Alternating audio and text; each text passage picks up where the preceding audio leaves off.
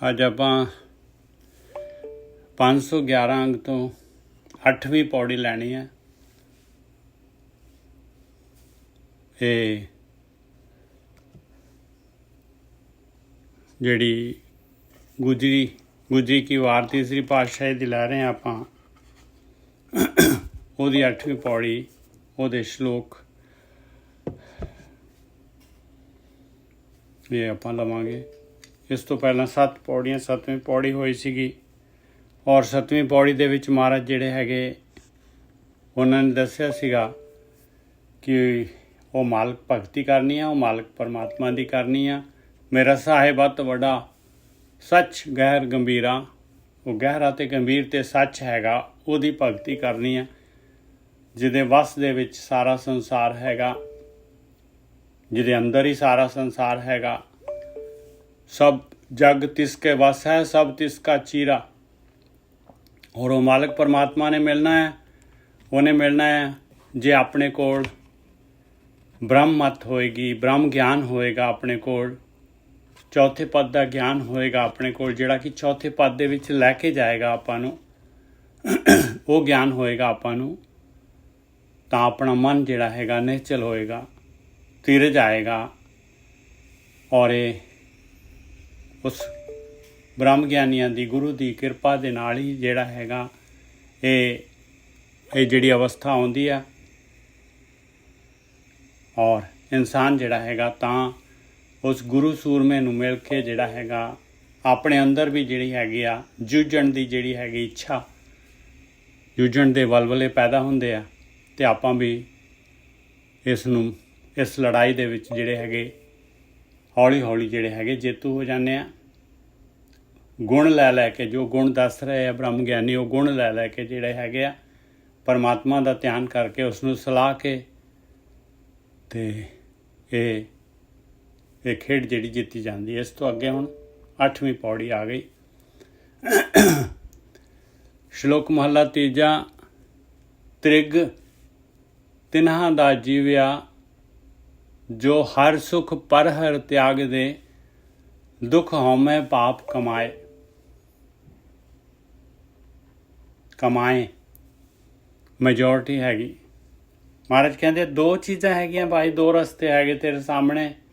ਇੱਕ ਹੈਗਾ ਜਿਹੜਾ ਮਾਲਕ ਪਰਮਾਤਮਾ, ਮਾਲਕ ਜਿਹਨੂੰ ਸੁੱਖ ਕਹਿ ਰਿਹਾ, ਬਾਣੀ ਜਿਹਨੂੰ ਸੁੱਖ ਕਹਿ ਰਹੀ ਹੈ, ਬ੍ਰਹਮ ਗਿਆਨੀ ਜਿਹਨੂੰ ਸੁੱਖ ਕਹਿ ਰਹੇ ਆ। ਇੱਕ ਹੋ ਗਿਆ ਆਤਮ ਯਾਤਰਾ, ਇੱਕ ਹੋ ਗਈ ਉਹਦੇ ਆਪੋਜ਼ਿਟ, ਉਹ ਹੈਗੀ ਪ੍ਰਕਿਰਤੀ ਦੀ ਯਾਤਰਾ। ਇਹ ਜਿਹੜੀ ਹੈਗੀ ਆ ਪਦਾਰਥਾਂ ਦੀ, ਮੈਟਰ ਦੀ, ਸੰਸਾਰ ਦੀ ਯਾਤਰਾ। ਇੱਕ ਹੈ ਕਰਤਾਰ ਦੀ ਯਾਤਰਾ। ਦੋਨੋਂ ਜਿਹੜੇ ਹੈਗੇ, ਇੱਕ ਅੰਦਰ ਹੈਗੇ, ਇੱਕ ਬਾਹਰ ਹੈਗੇ ਆ, ਪਦਾਰਥਾਂ ਦੇ ਵਿੱਚ, ਸਰੀਰ ਦੇ ਵਿੱਚ। ਔਰ ਇਹ ਯਾਤਰਾ ਹੋਣੀ ਹੈ ਸਰੀਰ ਦੇ ਦੁਆਰਾ ਹੀ, ਇਹ ਮਨ ਦੇ ਦੁਆਰਾ ਹੀ, ਇਹ ਸੁਰਤ ਦੇ ਦੁਆਰਾ ਹੀ, ਇਹ ਗੁਰੂ ਦੀ ਮੱਤ ਦੇ ਦੁਆਰਾ। ਕਹਿੰਦੇ 2 ਚੁਆਇਸ ਹੈਗੀਆਂ ਇਨਸਾਨ ਦੀਆਂ, ਆਪਣੀ ਮਰਜ਼ੀ ਇਨਸਾਨ ਦੀ। ਭਾਵੇਂ ਉਹ ਜਿਹੜਾ ਹੈਗਾ ਇਹ ਪਰਮਾਤਮਾ ਵਾਲਾ ਸੁੱਖ ਜਿਹੜਾ ਹੈਗਾ ਇਹ ਆਤਮਿਕ ਜਿਹੜੀ ਹੈਗੀ ਯਾਤਰਾ ਕਰ ਲੈ, ਭਾਵੇਂ ਜਿਹੜਾ ਹੈਗਾ ਉਹ ਸੰਸਾਰਕ ਯਾਤਰਾ ਕਰ ਲੈ। ਪਰ ਕਹਿੰਦੇ ਜਿਹੜੇ ਚੁਆਇਸ ਗਲਤ ਕਰ ਲੈਂਦੇ ਆ, ਜਿਹੜੇ ਇਹ ਸੁੱਖ ਨੂੰ, ਪਰਮਾਰਥ ਯਾਤਰਾ ਨੂੰ, ਇਹ ਸੁਖੀ ਅਸਲੀ ਸੁੱਖ ਨੂੰ ਛੱਡ ਕੇ ਪਰੇ ਕਰ ਦਿੰਦੇ ਆ, ਤਿਆਗ ਦਿੰਦੇ ਆ, ਔਰ ਮਾਇਆ ਨੂੰ ਪ੍ਰੀਫਰ ਕਰ ਲੈਂਦੇ ਆ, ਹਉਮੈ ਨੂੰ, ਦੁੱਖਾਂ ਨੂੰ ਪ੍ਰੀਫਰ ਕਰ ਲੈਂਦੇ ਆ ਭਾਈ। ਫਿਰ ਉਹ ਪਾਪ ਕਮਾਉਂਦੇ ਆ। ਕਹਿੰਦੇ ਤਿਕਾਰ ਆ ਉਹਨਾਂ ਦੇ ਜੀਵਨ ਦੇ ਉੱਤੇ, ਤਿਕਾਰ ਆ ਉਹਨਾਂ ਦੀ ਚੁਆਇਸ ਦੇ ਉੱਤੇ। ਤ੍ਰਿਗ ਤਿਨ੍ਹਾਂ ਦਾ ਜੀਵਿਆ, ਮਨੁੱਖੀ ਸਰੀਰ ਲੈ ਕੇ ਸੰਸਾਰ ਦੇ ਵਿੱਚ ਜੀਵਨ ਯਾਪਨ ਕੀਤਾ। ਤਿਕਾਰ ਆ ਉਹਨਾਂ ਦੇ ਜੀਵਨ, ਐਸੇ ਜੀਵਨ ਯਾਪਨ ਕਰਨ ਦੇ ਉੱਤੇ ਜੋ ਹਰ ਸੁਖ ਪਰ ਹਰ ਤਿਆਗ ਦੇ। ਇਹ ਆਤਮਿਕ ਸੁੱਖ ਜਿਹੜਾ ਹੈਗਾ ਇਹਨੂੰ ਪਰੇ ਕਰ ਦਿੰਦੇ ਆ, ਤਿਆਗ ਦਿੰਦੇ ਆ। ਮਾਇਆ ਦੇ ਵੱਠੇ ਜਿਹੜਾ ਹੈਗਾ, ਮਾਇਆ ਨੂੰ ਲੈ ਲੈਂਦੇ ਆ, ਇਹਨੂੰ ਛੱਡ ਦਿੰਦੇ ਆ। ਅਤੇ ਦੁੱਖ ਅਤੇ ਹਉਮੈ ਪਾਪ ਕਮਾਉਂਦੇ ਆ, ਦੁੱਖ ਖਰੀਦਦੇ ਆ, ਦੁੱਖਾਂ ਦੇ ਵਿੱਚ ਹੀ ਜੀਵਨ ਜਾਂਦਾ ਹੈ। ਔਰ ਹਉਮੈ ਬਰਕਰਾਰ ਰਹਿੰਦੀ ਆ। ਕਿਉਂ ਹੁੰਦਾ ਇਸ ਤਰ੍ਹਾਂ? ਕਿਉਂ ਇਹ ਚੀਜ਼ ਹੁੰਦੀ ਆ, ਕਿਉਂ ਇਨਸਾਨ ਜਿਹੜਾ ਹੈਗਾ ਇਹ ਸੱਚ ਨੂੰ ਨਹੀਂ ਖਰੀਦ ਪਾਉਂਦਾ, ਇਹ ਸੱਚ ਯਾਤਰਾ, ਆਤਮਿਕ ਯਾਤਰਾ ਕਿਉਂ ਨਹੀਂ ਕਰ ਪਾਉਂਦਾ। ਇਹਦਾ ਕਾਰਨ ਕੀ ਹੈਗਾ? ਇਹਦਾ ਕਾਰਨ ਹੈਗਾ ਅਗਿਆਨਤਾ। ਮਨਮੁਖ ਅਗਿਆਨੀ, ਮਾਇਆ ਮੋਹ ਵਿਆਪੇ। ਇਹ ਮਾਇਆ, ਇਹ ਪਦਾਰਥ, ਇਹ ਸਵਾਦ, ਇਹ ਚੋਗਾ, ਇਹਦਾ ਮੋਹ, ਇਹਦਾ ਅਟੈਚਮੈਂਟ ਹੈਗਾ। ਇਨਸਾਨ ਨੂੰ ਉਹ ਸਵਾਦ ਚਾਹੀਦਾ ਹੈਗਾ, ਛਣਿਕ ਸੁੱਖ ਜਿਹੜਾ ਉਹ ਚਾਹੀਦਾ ਹੈ। ਇਸ ਕਰਕੇ ਜਿਹੜਾ ਹੈਗਾ ਅਗਿਆਨਤਾ ਵਸ ਮਨ ਦੇ ਪਿੱਛੇ ਲੱਗ ਕੇ, ਕਿਉਂਕਿ ਮਨ ਪਦਾਰਥਾਂ ਦੀ ਖਿੱਚ ਪਾਉਂਦਾ ਹੈ, ਇਸ ਕਰਕੇ ਆਪਾਂ ਤਿਆਗ ਦਿੰਦੇ ਹਾਂ। ਮਨਮੁਖ ਅਗਿਆਨੀ, ਮਾਇਆ ਮੋਹ ਵਿਆਪੇ, ਤਿਨ੍ਹਾਂ ਬੂਝ ਨਾ ਕਾਇ ਪਾਏ। ਕਹਿੰਦੇ ਉਹਨਾਂ ਨੂੰ ਗਿਆਨ ਨਹੀਂ ਹੈਗਾ, ਉਹਨਾਂ ਨੂੰ ਸੂਝ-ਬੂਝ ਨਹੀਂ ਹੈਗੀ, ਉਹਨਾਂ ਨੂੰ ਪਰਖ ਨਹੀਂ ਹੈਗੀ। ਫਿਰ ਹਾਲਤ ਪਲਤ ਓਏ ਸੁਖ ਨਾ ਪਾਵੇਂ, ਅੰਤ ਗਏ ਪਛਤਾਏ। ਕਹਿੰਦੇ ਸੁੱਖ ਜਿਹੜੇ ਪਦਾਰਥਾਂ ਦੇ ਵਿੱਚ ਖੋਜਦੇ ਹੋਏ ਨਾ ਤਾਂ ਜਿਹੜੇ ਸੰਸਾਰ ਦੇ ਵਿੱਚ ਉਹ ਸੁੱਖ ਪਾ ਸਕਦੇ ਆ, ਪਾਉਂਦੇ ਆ, ਤੇ ਨਾ ਹੀ ਜਿਹੜੇ ਹੈਗੇ ਇਸ ਸਰੀਰ ਤੋਂ ਬਾਅਦ ਜਿਹੜੇ ਹੈਗੇ ਉਹ ਸੁਖੀ ਹੁੰਦੇ ਆ। ਅੰਤ ਗਏ ਪਛਤਾਏ। ਔਰ ਇਹ ਚਾਂਸ ਜਿਹੜਾ ਬਾਰੀ ਜਿਹੜੀ ਸੁਖੀ ਹੋਣ ਦੀ, ਸੁਖ ਪਾਉਣ ਦੀ ਬਾਰੀ ਜਿਹੜੀ ਹੈਗੀ ਉਹ ਖੋ ਕੇ ਜਿਹੜੇ ਹੈਗੇ ਉਹ ਪਛਤਾਉਂਦੇ ਹੈਗੇ। ਗੁਰ ਪ੍ਰਸਾਦੀ ਕੋ ਨਾਮ ਧਿਆਏ, ਤਿਸ ਹਉਮੈ ਵਿੱਚੋਂ ਜਾਏ। ਪਰ ਇਹਦੇ ਵਿੱਚੋਂ ਕੋਈ ਢਾਵਾਂ ਜਿਹੜੇ ਹੈਗੇ ਐਸੇ ਵੀ ਹੈਗੇ ਜਿਹੜੇ ਆਤਮਿਕ ਯਾਤਰਾ, ਆਤਮਿਕ ਰਸਤੇ ਨੂੰ ਪ੍ਰੀਫਰ ਕਰਦੇ ਆ। ਸੰਸਾਰਿਕ ਸੁੱਖਾਂ ਨੂੰ ਜਿਹੜੇ ਹੈਗੇ ਆ ਉਹ ਓਨਾ ਕੀ ਲੈਂਦੇ ਜਿੰਨੀ ਕੀ ਨੀਡ ਹੈਗੀ ਆ, ਔਰ ਪਰਮੇਸ਼ਰ ਦੇ ਨਾਮ ਨੂੰ ਧਿਆਉਂਦੇ ਆ, ਨਾਮ ਨੂੰ ਪ੍ਰੀਫਰ ਕਰ ਲੈਂਦੇ ਆ। ਨਾਮ ਵਾਸਤੇ ਜਿਹੜਾ ਹੈਗਾ ਨਾਮ ਧਨ ਇਕੱਠਾ ਕਰਦੇ ਆ, ਭਗਤੀ ਕਰਦੇ ਆ, ਗੁਰੂ ਦੇ ਪ੍ਰਸਾਦ ਦੇ ਦੁਆਰਾ ਗੁਰੂ ਦਾ ਪ੍ਰਸਾਦ ਲੈ ਲੈਂਦੇ ਆ। ਗੁਰੂ ਦੇ ਅਨੁਸਾਰ ਜਿਹੜਾ ਹੈਗਾ ਇਹ ਆਤਮਿਕ ਯਾਤਰਾ ਕਰਦੇ ਆ। ਕਹਿੰਦੇ ਉਹਨਾਂ ਦੀ ਫਿਰ ਹਉਮੈ ਵੀ ਚਲੇ ਜਾਂਦੀ ਹੈ। ਤਿੰਨ ਹਉਮੈ ਵਿੱਚੋਂ ਜਾਏ। ਉਹਨਾਂ ਦੀ ਹਉਮੈ, ਉਹਨਾਂ ਦੀ ਪਦਾਰਥਾਂ ਦੀ ਪਕੜ, ਉਹਨਾਂ ਦੀ ਸਰੀਰ ਦੀ ਪਕੜ ਉਹ ਚਲੇ ਜਾਂਦੀ ਹੈ। ਨਾਨਕ ਜਿਸ ਪੂਰਬ ਹੋਵੇ ਲਿਖਿਆ, ਸੋ ਗੁਰ ਚਰਣੀ ਆਏ ਪਾਏ। ਮਹਾਰਾਜ ਕਹਿੰਦੇ ਆ ਜਿਨ੍ਹਾਂ ਨੇ ਪਹਿਲਾਂ ਪਿਛਲੇ ਜਨਮ 'ਚ ਕਹਿ ਲਓ ਜਾਂ ਪਹਿਲਾਂ ਜਿਹੜਾ ਹੈਗਾ ਪੂਰਬ ਪਿੱਛੇ ਪਾਸਟ ਦੇ ਵਿੱਚ ਉਹਨਾਂ ਨੇ ਜਿਹੜਾ ਹੈਗਾ ਇਹ ਯਾਤਰਾ ਨੂੰ, ਇਸ ਨੂੰ ਪ੍ਰੀਫਰੈਂਸ, ਇਸ ਆਤਮਿਕ ਯਾਤਰਾ ਨੂੰ ਪ੍ਰੀਫਰੈਂਸ ਦਿੱਤਾ। ਉਹਨਾਂ ਦੇ ਸੰਸਕਾਰ ਹੈਗੇ, ਉਹਨਾਂ ਨੂੰ ਜਿਹੜਾ ਹੈਗਾ ਇੱਥੇ ਜਿਹੜਾ ਹੈਗਾ ਉਸ ਤੋਂ ਅੱਗੇ ਯਾਤਰਾ ਚੱਲਦੀ ਆ। ਉਹ ਗੁਰੂ ਦੇ ਚਰਨ ਜਿਹੜੇ ਹੈਗੇ ਉਹਨਾਂ ਨੂੰ ਜਿਹੜਾ ਹੈਗਾ ਮਾਲਕ ਪਰਮਾਤਮਾ ਉਸੇ ਲੈਵਲ ਤੋਂ ਜਿਹੜਾ ਹੈਗਾ ਅੱਗੇ ਵਧਾਉਂਦਾ ਹੈ। ਨਾਨਕ ਜਿਸ ਪੂਰਬ ਹੋਵੇ ਲਿਖਿਆ, ਸੋ ਗੁਰ ਚਰਣੀ ਆਏ ਪਾਏ। ਔਰ ਜੇ ਨਹੀਂ ਪੂਰਬ ਲਿਖਿਆ, ਜੇ ਨਹੀਂ ਪਹਿਲਾਂ ਆਪਾਂ ਨੇ ਇਹ ਜਿਹੜਾ ਹੈਗਾ ਇਸ ਪਾਸੇ ਪ੍ਰੀਫਰੈਂਸ ਦਿੱਤਾ, ਤੇ ਹੁਣ ਵੀ ਜਿਹੜੀ ਹੈਗੀ ਪੂਰੀ ਚੋਇਸ ਹੈਗੀ ਆਪਣੇ ਕੋਲ। ਆਪਾਂ ਨੂੰ ਬ੍ਰਹਮ ਗਿਆਨ ਮਿਲਿਆ, ਆਪਾਂ ਇਸ ਦੇ ਅਨੁਸਾਰ ਜਿਹੜਾ ਹੈਗਾ ਹੁਣ ਵੀ ਜਿਹੜੇ ਹੈਗੇ ਕਲਮ ਆਪਣੇ ਹੱਥ ਦੇ ਵਿੱਚ ਹੈਗੀ, ਇਹ ਪ੍ਰੀਫਰੈਂਸ ਕਰਕੇ ਔਰ ਲਿਖ ਸਕਦੇ ਹਾਂ। ਹਾਂਜੀ ਵੀਰ ਜੀ। ਹਾਂਜੀ ਠੀਕ ਹੈ ਸਾਧ ਸੰਗਤ ਜੀ। ਅੱਜ ਫੇਰ ਕਿੜਕਿੜ ਦੀ ਆਵਾਜ਼। ਅੱਛਾ ਜੀ। ਕੋਈ ਗੱਲ ਨਹੀਂ, ਟਰਾਈ ਕਰਦਾ, ਥੋੜਾ ਬੋਲ ਕੇ ਦੇਖਦਾ। ਕੋਈ ਮਾਈਕ, ਜੇ ਕਿਸੇ ਦਾ ਮਾਈਕ ਖੁੱਲਾ, ਕੋਈ ਵੀਡੀਓ ਪਲੀਜ਼ ਆਫ ਕਰ ਦਿਓ ਸਾਰੇ, ਜੇ ਕਿਸੇ ਦਾ ਵੀ ਖੁੱਲਾ ਹੈਗਾ। ਹਾਂਜੀ ਪਲੀਜ਼। ਨਹੀਂ ਉਹ ਵੀਡੀਓ ਨਹੀਂ ਹੈ, ਉਦਾਂ ਹੀ ਹੋ ਗਿਆ। ਚਲੋ ਕੋਈ ਨਹੀਂ, ਠੀਕ ਹੈ ਸਾਧ। ਉਹ ਆਪਾਂ ਇਸ ਚੀਜ਼ ਨੂੰ ਸਮਝੀਏ। ਕੱਲ ਦੀ ਜੋ ਵਿਚਾਰ ਚੱਲੀ ਸੀ, ਉਹ ਕਹਿੰਦੇ ਸੀ ਕਿ ਵਪਾਰੀ ਉਹ ਬੰਦਾ ਹੁੰਦਾ ਜਿਹੜਾ ਨਾਮ ਰੂਪੀ ਧਨ ਨੂੰ ਖੱਟ ਲੈਂਦਾ ਹੈ। ਕਿਉਂ ਕਹਿੰਦੇ ਨੇ ਏਦਾਂ? ਕਿਉਂ ਜ਼ਰੂਰੀ ਹੈ ਨਾਮ ਰੂਪੀ ਧਨ ਖੱਟਣਾ? ਖੱਟਣ ਚ ਤੇ ਗਵਾਉਣ ਚ ਕੀ ਫਰਕ ਹੁੰਦਾ? ਮੰਨ ਲਓ ਮੈਂ ਇੱਕ ਘਰ ਇੱਥੇ ਵੇਚਦਾ, ਜੇਕਰ ਮੈਂ 4 ਪੈਸੇ ਖੱਟੇ ਨੇ ਤੇ ਨੈਚੁਰਲੀ ਜਦੋਂ ਮੈਂ ਨਵਾਂ ਘਰ ਖਰੀਦਣ ਜਾਵਾਂਗਾ, ਮੇਰੇ ਕੋਲ ਜੇਕਰ ਵੱਧ ਪੈਸੇ ਮਿਲੇ ਤੇ ਮੈਂ ਵੱਡਾ ਘਰ ਖਰੀਦ ਸਕਦਾ, ਵਧੀਆ ਘਰ ਖਰੀਦ ਸਕਦਾ। ਪਰ ਜੇਕਰ ਮੇਰੇ ਕੋਲ ਪੈਸੇ ਹੀ ਥੋੜੇ, ਲਾਸ ਚ ਗਿਆ, ਫਾਇਦਾ ਘੱਟ ਹੋਇਆ, ਇਹ ਜਿੰਨੀ ਪੂੰਜੀ ਮੇਰੇ ਬੁੱਝ ਆ ਜਾਂ ਮੇਰੇ ਬੈਂਕ ਦੇ ਵਿੱਚ ਪਈ ਹੈ ਜਾਂ ਕਿੱਥੇ ਵੀ ਪਿਆ ਪੈਸਾ, ਕੇਵਲ ਉਸ ਦੇ ਵਿੱਚ ਹੀ ਮੈਨੂੰ ਕੰਮ ਚਲਾਉਣਾ ਪਵੇਗਾ। ਇੱਥੇ ਪੂੰਜੀ ਤੋਂ ਭਾਵ ਆ, ਇਹ ਮੈਂ ਸੰਸਾਰੀ ਮਨੁੱਖ ਦੀ ਗੱਲ ਕਰਦਾ, ਇਹ ਕਿਸੇ ਬ੍ਰਹਮ ਗਿਆਨੀ ਦੀ ਗੱਲ ਨਹੀਂ। ਜੋ ਆਮ ਇਨਸਾਨ, ਉਹਦੇ ਕੋਲ ਸੰਸਕਾਰਾਂ ਦੇ ਰੂਪ ਵਿੱਚ ਪੂੰਜੀ ਹੁੰਦੀ ਹੈ। ਇਹ ਪੂੰਜੀ ਤੁਸੀਂ ਲੈ ਕੇ ਜਾਂਦੇ ਜੋ ਧਰਮਰਾਜ ਦੇ ਕੋਲ। ਚੰਗੇ ਕਰਮ, ਮਾੜੇ ਕਰਮ, ਉਹ ਸਾਰੀ ਪੂੰਜੀ ਨਾਲ ਤੁਹਾਡੇ ਜਾਂਦੀ, ਤੁਹਾਡੇ ਚਿੱਤ ਦੇ ਵਿੱਚ ਚਿੱਤਰਗੁਪਤ ਜਮਾ ਕਰਕੇ ਰੱਖਦਾ। ਇਹ ਧਰਮਰਾਜ ਉਸ ਚਿੱਤ ਨੂੰ ਦੇਖਦਾ, ਉਹਦੇ ਬਿਹਾਫ ਦੇ ਉੱਪਰ ਤੁਹਾਨੂੰ ਅਗਲਾ ਘਰ ਮਿਲਦਾ। ਜੇ ਘਟੀਆ ਕੰਮ ਕੀਤੇ, ਨੀਚ ਕੰਮ ਕੀਤੇ, ਨੀਚ ਜੀਵਨ ਬਤੀਤ ਕੀਤਾ, ਫਿਰ ਛੋਟੀਆਂ ਜੂਨੀਆਂ, ਘਟੀਆ ਜੂਨੀਆਂ ਆਪ ਸਾਰੇ ਜਾਣਦੇ ਜੋ ਬਹੁਤ ਮਾੜੀਆਂ ਜੂਨੀਆਂ ਵੀ ਹੈਗੀਆਂ ਨੇ। 84 ਲੱਖ ਜੂਨੀ ਹੈ, ਉਹ ਨੰਬਰ ਪਤਾ ਨਹੀਂ ਕਿੱਥੇ ਲੱਗਣਾ।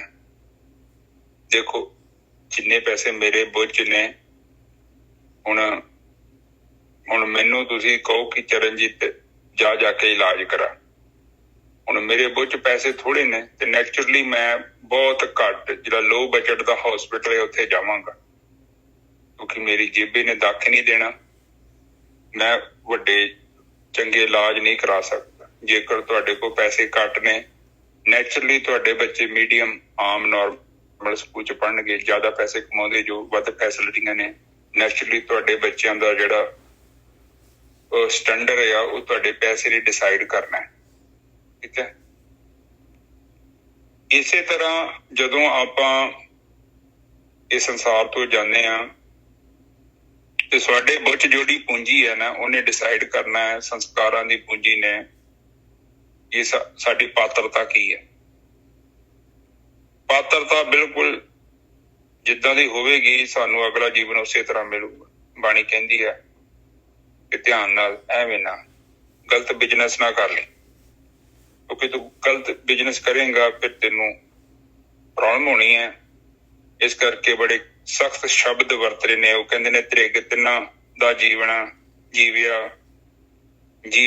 ਇੱਕ ਜੀਵਨ ਹੁੰਦਾ, ਇੱਕ ਜੀਵਿਆ। ਕਹਿੰਦੇ ਉਹਨਾਂ ਮਨੁੱਖਾਂ ਦਾ ਤ੍ਰਿਗ ਹੈ ਜੀਵਿਆ, ਜਿਨ੍ਹਾਂ ਨੇ ਜੀਵਨ ਬਤੀਤ ਕੀਤਾ, ਪਰਮ ਸੁੱਖ ਨੂੰ ਛੱਡਤਾ, ਆਤਮਾ ਨੂੰ ਛੱਡ ਕੇ ਇੱਧਰ ਉੱਧਰ ਭਟਕਦੇ ਰਹੇ।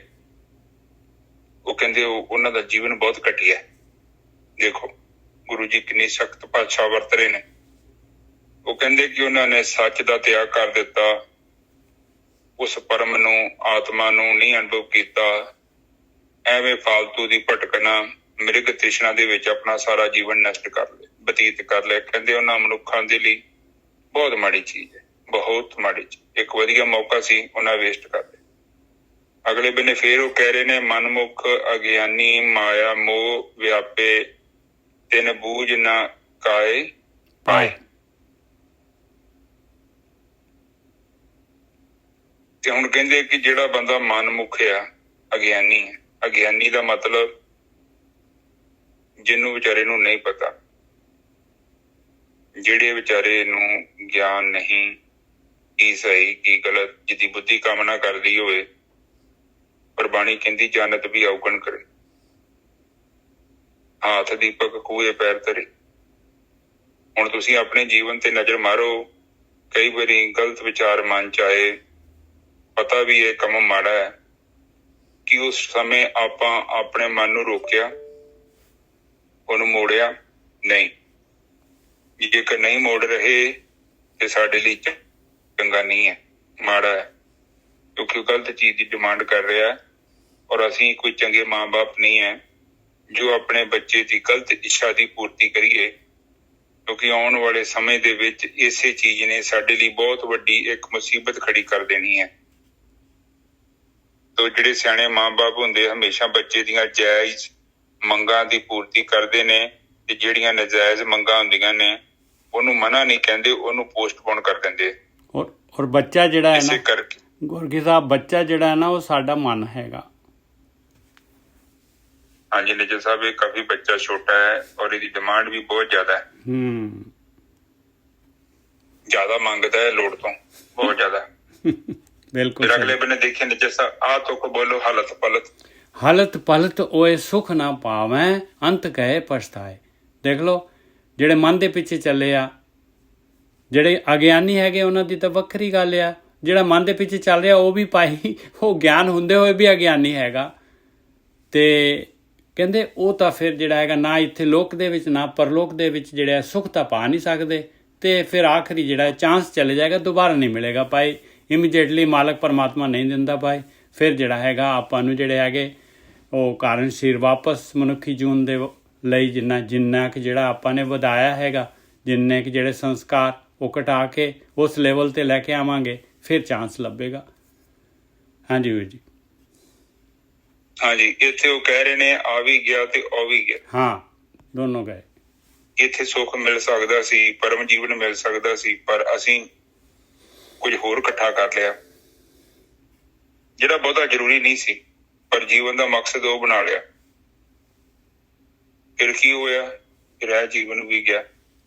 ਹੁਣ ਤੁਸੀਂ ਆਪ ਸਿਆਣੇ ਜੋ, ਜੇਕਰ ਇਹ ਜੀਵਨ ਸਹੀ ਤਰ੍ਹਾਂ ਕਿਸੇ ਨੇ ਨਾ ਬਤੀਤ ਕੀਤਾ ਹੋਵੇ ਤੇ ਅਗਲਾ ਜੀਵਨ ਕਿੱਥੋਂ ਸਹੀ ਹੋ ਜਾਣਾ? ਜਿਹੜੀਆਂ ਟਿਕਟਾਂ ਖਰੀਦੀਆਂ ਨੇ ਉਧਰ ਸਫ਼ਰ ਕਰਨਾ ਪੈਣਾ ਤੁਹਾਨੂੰ। ਇਸ ਕਰਕੇ ਟਿਕਟ ਧਿਆਨ ਨਾਲ ਖਰੀਦੋ, ਗਲਤ ਟਿਕਟ ਨਹੀਂ ਖਰੀਦਣੀ। ਇਹ ਬਾਣੀ ਵਿੱਚ ਸਮਝਾਇਆ ਗਿਆ, ਨਹੀਂ ਤੇ ਤੇਰਾ ਅਗਲਾ ਵੀ ਜਿਹੜਾ ਨਾ ਹਲਤ ਤੇ ਪਲਤ ਦੋਨੋਂ ਤੇਰੇ ਖਰਾਬ ਹੋ ਜਾਣਗੇ। ਫਿਰ ਤੂੰ ਪਛਤਾਵੇਂਗਾ, ਫਿਰ ਫਾਇਦਾ ਨਹੀਂ ਹੈ। ਫਿਰ ਅਗਲੇ ਬੰਨੇ ਬਾਣੀ ਚ ਕਹਿ ਰਹੇ ਨੇ ਗੁਰ ਪ੍ਰਸਾਦ ਉਹ ਨਾਮ ਤੇ ਆਏ ਇਸ ਹਉਮੈ ਵਿੱਚੋਂ ਜਾਏ। ਹਾਂ, ਗੁਰ ਪ੍ਰਸਾਦੀ ਕੋ ਨਾਮ ਤੇ ਹੈ। ਕੋ ਲਿਖਿਆ ਹੈ ਗੁਰੂ ਕੇ ਸਾਹਿਬ ਬਈ ਕੋਈ ਜਿਹੜਾ ਹੈਗਾ ਹੈ ਐਸਾ ਵੀ ਹੈਗਾ ਭਾਈ ਜਿਹੜਾ ਕਿ ਉਹ ਸਹੀ ਟਿਕਟ ਖਰੀਦਦਾ ਹੈ ਔਰ ਗੁਰੂ ਵਾਲੇ ਰਸਤੇ ਤੇ ਜੋ ਗੁਰੂ ਕਹਿ ਰਹੇ, ਜੋ ਬ੍ਰਹਮ ਗਿਆਨੀ ਕਹਿ ਰਹੇ ਆ, ਉਹ ਉਸ ਰਸਤੇ ਤੇ ਤੁਰਨਾ ਪਸੰਦ ਕਰਦਾ ਹੈ। ਤੇ ਉਹਦੀ ਕਹਿੰਦੇ ਹਉਮੈ ਵੀ ਚਲੇ ਜਾਂਦੀ ਹੈ ਔਰ ਉਹਨੂੰ ਨਾਮ ਦੀ ਪ੍ਰਾਪਤੀ ਵੀ ਹੋ ਜਾਂਦੀ ਹੈ, ਅੰਮ੍ਰਿਤ ਵੀ ਮਿਲ ਜਾਂਦਾ ਹੈ ਔਰ ਅਮਰ ਹੋ ਜਾਂਦਾ ਹੈ ਔਰ ਫਿਰ ਉਹ ਜਨਮ ਮਰਨ ਦੇ ਗੇੜ ਚੋਂ ਮੁਕਤ ਹੋ ਜਾਂਦਾ ਹੈ। ਹਾਂਜੀ ਵੀਰ ਜੀ। ਹਾਂਜੀ, ਇੱਥੇ ਸਾਧ ਸੰਗਤ ਜੀ ਇੱਕ ਚੀਜ਼ ਨੂੰ ਆਪ ਦੇਖੋ। ਫਿਰ ਮੈਂ ਇੱਥੋਂ ਦੁਬਾਰਾ ਬੋਲਦਾ, ਰਮਜ ਵਾਲੀ ਗੱਲ ਕੀਤੀ ਹੈ, ਗੁਰ ਪ੍ਰਸਾਦੀ ਕੋ ਨਾਮ ਧਿਆਏ ਕਿਸ ਹਉਮੈ ਵਿੱਚੋਂ ਜਾਏ। ਪਹਿਲੀ ਗੱਲ ਤੇ ਕਹਿੰਦੇ ਆ ਕਿ ਗੁਰੂ ਦੀ ਕਿਰਪਾ ਦੇ ਨਾਲ ਕੋਈ ਐਸੇ ਰਸਤੇ ਦੇ ਉੱਪਰ ਚੱਲਦਾ ਹੈ, ਨਾਮ ਤੇ ਆਉਂਦਾ ਹੈ। ਕੋਈ ਮਤਲਬ not many people, some people, very small amount। ਜਦੋਂ ਨਾਮ ਤੇ ਆਉਂਦੇ ਆ ਤੇ ਫਿਰ ਕੀ ਹੁੰਦਾ ਹੈ? ਨਾਮ ਤੇ ਆਉਣ ਦੇ ਨਾਲ ਹਉਮੈ ਆਪਣੇ ਆਪ ਖਤਮ ਹੋ ਜਾਂਦੀ ਹੈ। ਧਿਆਏ ਤਿਸ ਹਉਮੈ ਵਿੱਚੋਂ ਜਾਏ। ਜਿਹੜਾ ਵੀ ਕੋਈ ਵਿਰਲਾ ਟਾਵਾਂ, ਪਹਿਲੀ ਗੱਲ ਤਾਂ ਕੋਈ ਟਾਵਾਂ ਹੀ ਤੇ ਆਉਂਦਾ ਹੈ, ਪਰ ਜਿਹੜਾ ਵੀ ਤੇ ਆਉਂਦਾ ਹੈ ਉਹਦੇ ਅੰਦਰ ਹਉਮੈ, ਸਭ ਤੋਂ ਪਹਿਲਾਂ ਕਹਿੰਦੇ ਉਹਦੇ ਅੰਦਰ ਹਉਮੈ ਚੜੀ ਜਾਂਦੀ ਹੈ। ਹਉਮੈ ਬਹੁਤ ਪਾਵਰਫੁਲ ਚੀਜ਼ ਹੁੰਦੀ ਹੈ। ਇਹ ਕੇਵਲ ਤੁਸੀਂ ਗੱਲਾਂ ਦੇ ਨਾਲ ਇਸ ਤੋਂ ਮੁਕਤੀ ਪ੍ਰਾਪਤ ਨਹੀਂ ਕਰ ਸਕਦੇ। ਇਸ ਲਈ ਤੁਹਾਨੂੰ ਨਾਮ ਦੀ ਆਰਾਧਨਾ ਕਰਨੀ ਪੈਣੀ ਹੈ, ਉਸ ਪ੍ਰਮਾਤਮਾ ਦੀ ਭਗਤੀ ਕਰਨੀ ਪੈਣੀ, ਉਸ ਤੋਂ ਬਾਅਦ ਹੀ ਕੁਝ ਹੋ ਸਕਦਾ। ਫਿਰ ਅਗਲੇ ਬੰਨੇ ਕਹਿ ਰਹੇ ਨੇ, ਨਾਨਕ ਜਿਸ ਪੂਰਬ ਹੋਵੇ ਲਿਖਿਆ ਸੋ ਗੁਰ ਚਰਨੀ ਆਏ ਪਾਏ। ਦੇਖੋ, ਯੋਗਤਾ ਚਾਹੀਦੀ ਹੈ। ਜੇਕਰ ਤੁਹਾਡੀ ਯੋਗਤਾ ਇੱਕ ਸਧਾਰਨ ਜੀਵਨ ਵਾਸਤੇ ਹੈ ਤੇ ਕੇਵਲ ਤੁਹਾਨੂੰ ਸਧਾਰਨ ਜੀਵਨ ਮਿਲੇਗਾ, ਉਹਦੇ ਵਿੱਚ ਆਤਮਾ ਦਾ ਗਿਆਨ ਨਹੀਂ ਮਿਲੇਗਾ।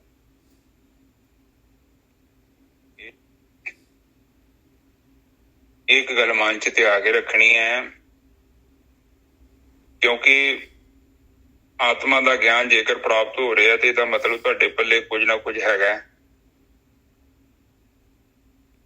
ਇੱਥੇ ਕੋ ਦਾ ਮਤਲਬ ਹੈ ਬਹੁਤ ਥੋੜੇ ਲੋਕ ਜੇਕਰ ਨਾਮ ਤੇ ਆਉਂਦੇ ਆ, ਇਹਦਾ ਮਤਲਬ ਇਹੋ ਹੀ ਹੈ ਕਿ ਪੂਰਬ ਲਿਖਿਆ ਹੈ। ਪੂਰਬ ਲਿਖਿਆ ਮਤਲਬ ਕਿ ਤੁਸੀਂ, ਹੋ ਸਕਦਾ ਕਿ ਮਨੁੱਖਾ ਜਨਮ ਚੋਂ ਆਏ ਹੋ, ਤੁਸੀਂ ਕਾਫੀ ਚੰਗਾ ਸਾਫ ਸੁਥਰਾ ਜੀਵਨ ਬਤੀਤ ਕੀਤਾ ਹੋਵੇ ਤੇ ਉਹ ਯਾਤਰਾ ਦੇ ਵਿੱਚ ਜਾਣ ਦੇ ਲਈ ਤੁਹਾਨੂੰ ਮੌਕਾ ਜਿਹੜਾ ਦੁਬਾਰਾ ਮਿਲ ਗਿਆ, ਕਿਉਂਕਿ ਜਦ ਤੱਕ ਸੰਗਤ ਨਹੀਂ ਮਿਲੇਗੀ ਉਸ ਉੱਚ ਕੋਟੀ ਦੇ ਗਿਆਨ ਨੂੰ ਪ੍ਰਾਪਤ ਨਹੀਂ ਕੀਤਾ ਜਾ ਸਕਦਾ। ਗੁਪਤ ਹੈਗਾ, ਉਸ ਨੂੰ ਲਿਖਿਆ ਨਹੀਂ ਜਾ ਸਕਦਾ।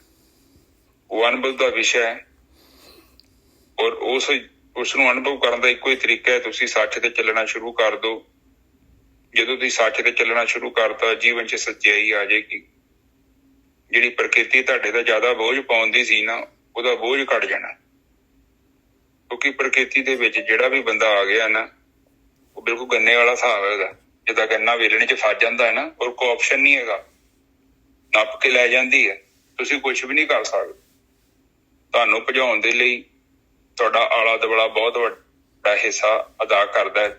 ਹੁਣ ਤੁਹਾਡਾ ਇੱਕ ਨਿੱਕਾ ਜਿਹਾ ਮਕਾਨ ਹੈ, ਪਿੱਛੇ 2-4 ਮਕਾਨ ਵੱਡੇ ਵੱਡੇ ਕਿਸੇ ਨੇ ਖੜੇ ਕਰਤੇ ਆ, ਤੁਹਾਨੂੰ ਉਸ ਰੇਸ ਦੇ ਵਿੱਚ ਹਿੱਸਾ ਲੈਣਾ ਹੀ ਪੈਣਾ ਹੈ। ਕੀ ਕਰ ਲੋਗੇ? ਇਸ ਰੇਸ ਦੇ ਵਿੱਚ ਪਿੰਡ ਲੱਗੇ ਨੇ, ਸ਼ਹਿਰ ਲੱਗੇ ਨੇ, ਸਟੇਟਾਂ ਲੱਗੀਆਂ ਨੇ, ਫਿਰ ਦੇਸ਼ ਲੱਗ ਜਾਂਦੇ ਨੇ। ਇਹ ਵੇਖੋ ਇੰਨੀ ਪਾਵਰਫੁਲ ਚੀਜ਼ ਹੈ ਕੰਪੀਟੀਸ਼ਨ। ਪ੍ਰਕਿਰਤੀ ਇਸੇ ਤਰ੍ਹਾਂ ਹੀ ਕੰਮ ਕਰਦੀ ਹੈ। ਅੱਧਾ ਗਲਾਸ ਤੁਹਾਨੂੰ ਖਾਲੀ ਕਰਕੇ ਦੇ ਦਿੰਦੀ ਹੈ। ਹੁਣ ਤੁਹਾਡੀ ਜ਼ਿੰਦਗੀ ਸਾਰੀ ਉਸ ਗਲਾਸ ਨੂੰ ਭਰਨ ਦੇ ਵਿੱਚ ਲੰਘ ਜਾਣੀ ਤੇ ਬੰਦਾ ਇਸੇ ਤਰ੍ਹਾਂ ਸਾਰਾ ਜੀਵਨ ਆਪਣਾ ਬਰਬਾਦ ਹੀ ਕਹਿ ਲਓ ਜਾਂ ਬਤੀਤ ਕਰ ਲੈਂਦਾ ਹੈ। ਬਰਬਾਦ ਤਾਂ ਹੁੰਦਾ ਵਾ ਜੇਕਰ ਤੁਸੀਂ ਆਤਮਾ ਤੱਤ ਨੂੰ ਨਹੀਂ ਜਾਣਿਆ, ਭਗਤੀ ਨਹੀਂ ਕੀਤੀ, ਆਪਣੇ ਆਪ ਨੂੰ ਨਹੀਂ ਜਾਣਿਆ, ਇਹ ਨਹੀਂ ਮਹਿਸੂਸ ਕੀਤਾ ਕਿ ਮੈਂ ਸੰਸਾਰ ਤੇ ਕੀ ਕਰਦਾ ਪਿਆ, ਇਸ ਸੰਸਾਰ ਤੇ ਮੇਰਾ ਕੀ ਹਿੱਸਾ ਹੈ, ਕੀ ਮੇਰਾ ਕੰਟਰੀਬਿਊਸ਼ਨ ਹੈ, ਇਹ ਸੰਸਾਰ ਕਿਸ ਨੇ ਬਣਾਇਆ, ਕਿਉਂ ਬਣਾਇਆ, ਕੀ ਲੋੜ ਪਈ ਸੀ। ਇਹ ਸਭ ਪ੍ਰਕਿਰਤੀ ਦੇ ਵਿੱਚ ਜੋ ਵੀ ਕੁਝ ਹੋ ਰਿਹਾ ਹੈ, ਇਹਦਾ ਮਾਲਕ ਕੌਣ ਹੈ? ਜਦੋਂ ਤੁਸੀਂ ਇਹਦਾ ਸਵਾਲ ਆਪਣੇ ਮਨ ਦੇ ਵਿੱਚ ਪੈਦਾ ਹੋਣ ਦਿੱਤਾ ਤੇ ਆਟੋਮੈਟਿਕਲੀ ਤੁਹਾਨੂੰ ਗਿਆਨ ਹੋ ਜਾਣਾ। ਫਿਰ ਤੁਸੀਂ ਉਸ ਮਾਲਕ ਦੀ ਖੋਜ ਕਰੋਗੇ ਤਾਂ ਇੱਕ ਨਾ ਇੱਕ ਦਿਨ ਜ਼ਰੂਰ ਮਿਲ ਜਾਏਗਾ। ਪਰ ਜਿੰਨਾ ਚਿਰ ਤੱਕ ਮਨ 'ਚ ਸਵਾਲ ਨਹੀਂ ਨਾ ਆਉਂਦਾ ਤੇ ਫਿਰ ਲੱਭਣਾ ਬੜਾ ਔਖਾ ਨੂੰ। ਸਭ ਤੋਂ ਪਹਿਲਾਂ ਤੁਸੀਂ ਬਿਮਾਰ ਹੋਵੋਗੇ, ਫਿਰ ਡਾਕਟਰ ਨੂੰ ਲੱਭਣਾ ਵੀ ਆਸਾਨ ਹੈ, ਉਹ ਕਿਸੇ 'ਚ ਕਸ਼ਟ ਆ ਗਿਆ। ਹੁਣ ਜਦੋਂ ਆਪਾਂ ਸੋਚਦੇ ਹਾਂ ਕਿ ਆਪਾਂ ਤੰਦਰੁਸਤ ਹੈਗੇ ਹਾਂ, ਪਰ ਬਾਣੀ ਕਹਿੰਦੀ ਹੈ ਕਿ ਕਰ ਇਸ਼ਨਾਨ ਸਿਮਰ ਪ੍ਰਭ ਆਪਣਾ ਤੇ ਮਨ ਤਨ ਪਿਆ ਅਰੋਗਾ। ਕਿ ਮਨ ਤੇਰਾ ਤੇ ਤਨ ਜੇ ਬਿਮਾਰ ਹੈ, ਤਨ ਦਾ ਮਤਲਬ ਇੰਦਰੇ ਜਾਂ ਕਰਮ ਇੰਦਰੇ, ਇਸ਼ਨਾਨ ਕਰ, ਫਿਰ ਤੇਰੇ ਜਿਹੜੇ ਅੰਦਰ ਦੇ ਜਿਹੜੇ ਸੂਖਮ ਰੋਗ ਨੇ ਉਹ ਨਸ਼ਟ ਹੋ ਜਾਣਗੇ, ਇੱਥੋਂ ਤੱਕ ਕਿ ਤੇਰਾ ਮਨ ਜਿਹੜਾ ਹੈ ਉਹ ਬਿਮਾਰੀ ਤੋਂ ਮੁਕਤ ਹੋ ਜਾਏਗਾ। ਹਾਂਜੀ ਨਿੱਜਰ ਸਾਹਿਬ ਅੱਗੇ ਚੱਲੀਏ। ਅੱਗੇ ਜਿਹੜੀ ਪੌੜੀ ਆਪਣੇ ਸ਼ਲੋਕ ਹੈਗਾ ਭਾਈ ਸਾਧ ਸੰਗਤ ਜੀ, ਉਹ ਸ਼ਲੋਕ ਬਹੁਤ ਹੀ ਕੀਮਤੀ ਸ਼ਲੋਕ ਹੈਗਾ। ਆਪਾਂ ਬੜੇ ਧਿਆਨ ਦੇ ਨਾਲ ਉਹ ਸ਼ਲੋਕ ਲਈਏ। ਉਹਦੇ ਵਿੱਚ ਪੂਰਾ ਦਾ ਪੂਰਾ ਜਿਹੜਾ ਖੁਲਾਸਾ ਕੀਤਾ ਹੈ, ਦੋਨੋਂ ਰਸਤਿਆਂ ਦਾ ਪੂਰਾ ਖੁਲਾਸਾ ਕੀਤਾ ਹੋਇਆ ਵੀ ਦੋਨਾਂ ਦੇ ਨਾਲ ਕੀ ਹੋਏਗਾ। ਮਹੱਲਾ ਤੀਜਾ, ਮਨਮੁਖ ਊਂਧਾ ਕੌਲ ਹੈ, ਨਾ ਤਿਸ ਭਗਤ ਨਾ ਭਾਵ। ਕਹਿੰਦੇ ਜਿਹੜਾ ਮਨ ਦੇ ਪਿੱਛੇ ਚੱਲ ਰਿਹਾ ਆ, ਜਿਹੜਾ ਮਨ ਪ੍ਰਧਾਨ ਹੈ, ਜੋ ਮਨ ਕਹਿੰਦਾ ਆ 24 ਘੰਟੇ ਜਿਹੜਾ ਹੈਗਾ ਮਨ ਦੀਆਂ ਡਿਮਾਂਡਾਂ ਪੂਰੀਆਂ ਕਰਦਾ ਹੈ। ਕਹਿੰਦੇ ਉਹਦਾ ਤਾਂ ਹਿਰਦਾ ਕਮਲ ਜਿਹੜਾ ਹੈਗਾ ਪੁੱਠਾ ਹੈਗਾ। ਇਹਦਾ ਕੀ ਮਤਲਬ ਹੋਇਆ ਜੀ? ਉਹਦਾ ਕੌਲ ਦਾ ਮਤਲਬ ਹੋਇਆ ਕਿ ਉਹਦੀ ਪ੍ਰਾਣ ਸ਼ਕਤੀ ਜਿਹੜੀ ਹੈਗੀ 9 ਦਰਵਾਜ਼ਿਆਂ ਤੋਂ ਹੀ ਸਾਰੀ ਦੀ ਸਾਰੀ ਬਾਹਰ ਜਾ ਰਹੀ ਹੈ, ਵੇਸਟ ਹੋ ਰਹੀ ਹੈ। ਨਾ ਤਿਸ ਭਗਤ ਨਾ ਭਾਓ, ਕਹਿੰਦੇ ਭਗਤੀ ਵੀ ਨਹੀਂ ਹੈ, ਭਾਵ ਔਰ ਨਾ ਤਿਸ ਭਗਤ ਨਾ ਨਾਉ, ਨਾ ਭਗਤੀ ਹੈ ਨਹੀਂ ਤੇ ਨਾਮ ਕਿੱਥੋਂ ਪ੍ਰਾਪਤ ਹੋਏਗਾ ਉਹਨੂੰ? ਕਿਉਂਕਿ ਉਹ ਜਿਹੜਾ ਹੈਗਾ ਉਹਦੀ ਯਾਤਰਾ ਜਿਹੜੀ ਹੈਗੀ ਆ, ਇਹ ਗਿਆਨ ਇੰਦਰੀਆਂ ਕਰਮ ਇੰਦਰੀਆਂ ਦੇ ਦੁਆਰਾ ਬਾਹਰ ਪਦਾਰਥਾਂ ਦੀ ਥੱਲੇ ਨੂੰ ਯਾਤਰਾ ਹੋ ਰਹੀ ਹੈ। ਉਹਦੀ ਯਾਤਰਾ ਥੱਲੇ ਨੂੰ ਹੋ ਰਹੀ ਆ ਕਿਉਂਕਿ ਉਹਦਾ ਕਮਲ ਪੁੱਠਾ ਆ, ਮੁੱਦਾ ਹੈਗਾ। ਇਸ ਕਰਕੇ ਨਾ ਉਹਦੇ 'ਚ ਭਗਤੀ ਹੈਗੀ ਤੇ ਨਾ ਨਾਮ ਹੈਗਾ। ਕਿਉਂ? ਸ਼ਕਤੀ ਅੰਦਰ ਵਰਤਦਾ, ਕੂੜ ਤਿਸਕਾ ਹੈ ਉਪਾਅ। ਕਹਿੰਦੇ ਕਿਉਂਕਿ ਉਹ ਸ਼ਿਵ ਨੂੰ ਨਹੀਂ, ਪਰਮਾਤਮਾ ਨੂੰ ਨਹੀਂ, ਉਹ ਉਸ ਮਾਲਕ ਪਰਮਾਤਮਾ ਦੀ ਛਾਇਆ, ਉਹਦੀ ਸ਼ਕਤੀ, ਉਹਦੀ ਪਾਵਰ, ਜੋ ਪਾਵਰ ਦੇ ਨਾਲ ਮਾਲਕ ਨੇ ਸ਼ਕਤੀ ਦੇ ਨਾਲ ਇਸ ਸੰਸਾਰ ਦੇ ਪਦਾਰਥ ਭੋਗ ਪੈਦਾ ਕੀਤੇ ਆ, ਉਹਨਾਂ ਦੇ ਅੰਦਰ ਹੀ ਵਰਤਦਾ ਹੈ। ਇਸ ਕਰਕੇ ਉਹ ਝੂਠ ਹੈ, ਉਹ ਸੱਚ ਨਹੀਂ ਹੈਗੇ। ਕੂੜ ਤਿਸਕਾ ਹੈ ਉਪਾਅ। ਉਹ ਜੋ ਵੀ ਕੁਛ ਕਰ ਰਿਹਾ ਆ ਸੁੱਖ ਪ੍ਰਾਪਤ ਕਰਨ ਦੇ ਵਾਸਤੇ, ਜੋ ਵੀ ਕੁਛ ਕਰ ਰਿਹਾ ਹੈ, ਕਹਿੰਦੇ ਝੂਠਾ ਹੈਗਾ ਭਾਈ। ਉਹਦਾ ਫੰਡਾਮੈਂਟਲ, ਉਹਦਾ ਬੇਸ ਹੀ ਝੂਠਾ ਹੈਗਾ। ਉਹਦੀ ਪ੍ਰਾਣ ਸ਼ਕਤੀ ਥੱਲੇ ਨੂੰ ਜਾ ਰਹੀ ਆ ਇਹ ਗਿਆਨ ਇੰਦਰੀਆਂ ਕਰਮ ਇੰਦਰੀਆਂ ਦੇ ਦੁਆਰਾ ਭੋਗਾਂ ਦੇ ਵਿੱਚ। ਤਿਸਕਾ ਅੰਦਰ ਚਿੱਤ ਨਾ ਭੇਜੇ, ਮੁਖ ਫੀਕਾ ਅਲਾਓ। ਔਰ ਜੇ ਉਹ ਮੂੰਹ ਦੇ ਨਾਲ ਜਿਹੜਾ ਹੈਗਾ ਭਗਤੀ ਵੀ ਕਰ ਰਿਹਾ ਆ, ਅਲਾ ਵੀ ਰਿਹਾ ਆ, ਮਾਲਕ ਨੂੰ ਯਾਦ ਵੀ ਕਰ ਰਿਹਾ ਆ, ਕਹਿੰਦੇ ਭਾਈ ਉਹ ਫਿੱਕਾ ਹੈਗਾ। ਉਹ ਫਿੱਕਾ ਹੈਗਾ। ਉਹਦਾ ਅੰਦਰ ਖੁਦ ਦਾ ਅੰਦਰ ਨਹੀਂ ਭਿੱਜਿਆ ਹੋਇਆ, ਬਸ ਅੰਦਰ ਉਹਦਾ ਉਹ ਸ਼ਕਤੀ ਅੰਦਰ ਵਰਤਦਾ ਹੈ। ਉਹਦੇ ਅੰਦਰ ਮਾਇਆ ਹੈਗੀ, ਪਦਾਰਥ ਹੈਗੇ, ਸਵਾਦ ਹੈਗੇ। ਦਿਲੋਂ ਜਿਹੜਾ ਹੈਗਾ ਉਹ ਨਹੀਂ ਇਸ ਪਾਸੇ ਨੂੰ ਆਇਆ। ਉਹ ਧਰਮ ਰਲਾਏ ਨਾ ਰਲਨ, ਉਹਨਾਂ ਅੰਦਰ ਕੂੜ ਸੁਆਓ। ਕਹਿੰਦੇ ਧਰਮੀਆਂ ਦੇ ਵਿੱਚ ਜਿਹੜੇ ਹੈਗੇ ਆ, ਗੁਰਮੁਖਾਂ ਦੇ ਵਿੱਚ ਜਿਹੜੇ ਹੈਗੇ ਆ, ਉਹਨਾਂ ਦੇ ਵਿੱਚ ਉਹ ਨਹੀਂ ਰਲ ਸਕਦੇ।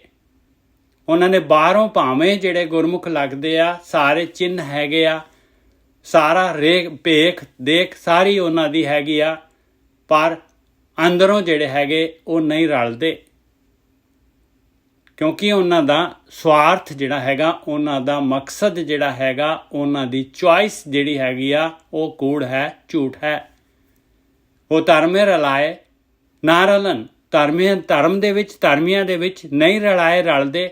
ਉਹਨਾਂ ਅੰਦਰ ਕੂੜ ਸੁਆਓ। ਉਹਨਾਂ ਦੇ ਅੰਦਰ ਉਹਨਾਂ ਦੀ ਇੱਛਾ, ਉਹਨਾਂ ਦੀ ਨੀਡ, ਉਹਨਾਂ ਦੀ ਗਰੀਡ ਝੂਠ ਹੈ, ਪਦਾਰਥ ਹੈ, ਝੋਗੇ ਹੈਗੇ।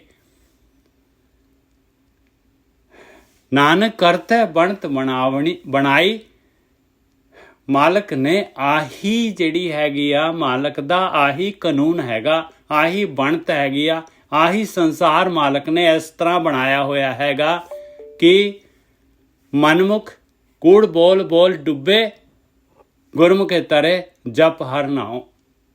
ਕਹਿੰਦੇ ਮਨਮੁਖ ਜਿਹੜੇ ਹੈਗੇ, ਕੂੜ ਵਾਲੇ ਜਿਹੜੇ ਹੈਗੇ, ਜਿਨ੍ਹਾਂ ਦਾ ਉਂਦਾ ਕਵਲ ਹੈਗਾ, ਜਿਨ੍ਹਾਂ ਦਾ ਸਵਾਰਥ ਪਦਾਰਥ ਭੋਗ ਹੈਗੇ, ਇਹ ਕਹਿੰਦੇ ਕੂੜ ਬੋਲ ਬੋਲ ਕੇ, ਝੂਠ ਬੋਲ ਬੋਲ ਕੇ ਇਸ ਸੰਸਾਰ ਸਮੁੰਦਰ ਦੇ ਵਿੱਚ, ਇਸੇ ਵਿੱਚ ਡੁੱਬ ਗਏ। ਡੁੱਬਣਾ ਕੀ ਹੈਗਾ? ਬਸ ਇਹ ਦੋਜ਼ਖ ਹੈਗਾ ਭਾਈ। ਇਹਦੇ ਜਿਹੜਾ ਹੈਗਾ ਨਿਕਲਣਾ ਹੈਗਾ ਮੁਕਤ ਦੁਆਰਾ ਸੰਕੁਰਾ, ਰਾਈ ਦਸਵੇਂ ਪਾਏ, ਮਨ ਤੋਂ ਮੈਗਲ ਹੋਏ ਰਹੋ, ਨਿਕਸਿਓ ਕਿਉਂ ਕਰ ਜਾਏ। ਬਸ ਜਿਹੜੇ ਇੰਨਾ ਜਿਨ੍ਹਾਂ ਦਾ ਕਾਰਨਸ਼ੀਲ ਸੀਗਾ, ਉਹ ਡੁੱਬ ਗਏ, ਨਹੀਂ ਨਿਕਲ ਸਕੇ ਰਾਈ ਦੇ 10ਵੇਂ ਹਿੱਸੇ ਤੋਂ, ਸੂਈ ਦੇ ਨੱਕੇ ਤੋਂ, ਤੇ ਫਿਰ ਜਿਹੜਾ ਹੈਗਾ ਜੂਨਾਂ ਦੇ ਵਿੱਚ ਪੈ ਗਏ। ਤੇ ਉਸ ਤੋਂ ਅਪੋਜ਼ਿਟ ਜਿਨ੍ਹਾਂ ਨੇ ਭਗਤੀ ਕੀਤੀ ਹੈ, ਜਿਹੜੇ ਧਰਮੀ ਹੈਗੇ ਆ, ਜਿਨ੍ਹਾਂ ਨੇ ਗੁਰੂ ਦੀ ਮੱਤ ਲਈ, ਜਿਨ੍ਹਾਂ ਨੇ ਸੱਚ ਨੂੰ ਪ੍ਰੀਫਰ ਕੀਤਾ, ਗੁਰਮੁਖੇ ਤਰੇ ਜਪ ਹਰ ਨਾਉ।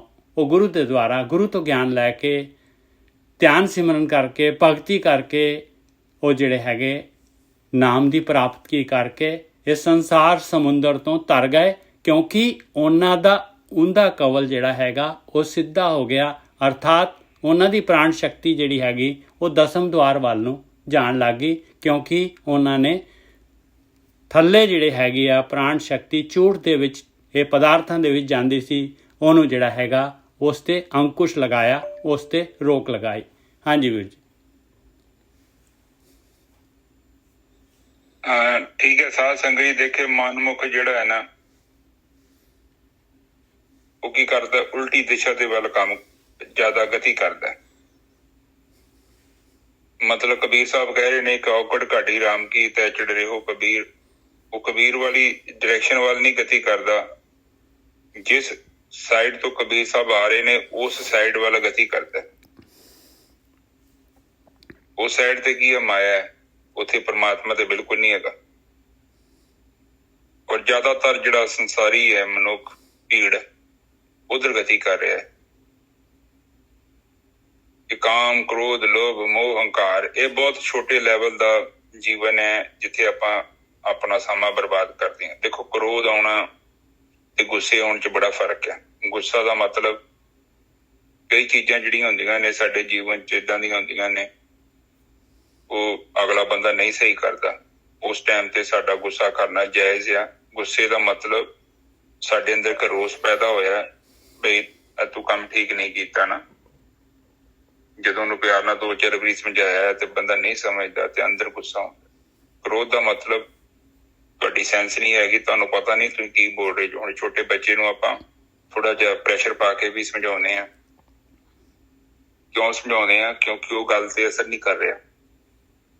ਕਾਨੂੰਨ ਵੀ ਇਸੇ ਤਰ੍ਹਾਂ ਹੁੰਦਾ ਹੈ, ਜਦੋਂ ਬੰਦਾ ਨਹੀਂ ਸੁਣਦਾ ਤਾਂ ਫਿਰ ਉਹਨੂੰ ਗੁੱਸੇ ਦੇ ਰੂਪ ਦੇ ਵਿੱਚ ਫਾਈਨ ਮਾਰਦੇ ਆ, ਇਹਦੀ ਥੋੜੀ ਸਜ਼ਾ ਵੱਡੀ ਕਰੋ ਤਾਂ ਜੋ ਇਹਨੂੰ ਅਹਿਸਾਸ ਹੋਵੇ ਉਸਨੇ ਜੇ ਲਾਈਟ ਤੋੜੀ ਹੈ ਜਾਂ ਰੈੱਡ ਲਾਈਟ ਕ੍ਰਾਸ ਕੀਤੀ ਆ ਜਾਂ ਕੁਛ ਹੋਰ ਕੰਮ ਏਦਾਂ ਦਾ ਕੀਤਾ ਜਿਹੜਾ ਕਾਨੂੰਨ ਦੇ ਉਲਟ ਆ, ਤੇ ਉਹ ਗੁੱਸੇ ਦੇ ਰੂਪ ਦੇ ਵਿੱਚ ਫਾਈਨ ਮਾਰਦੇ।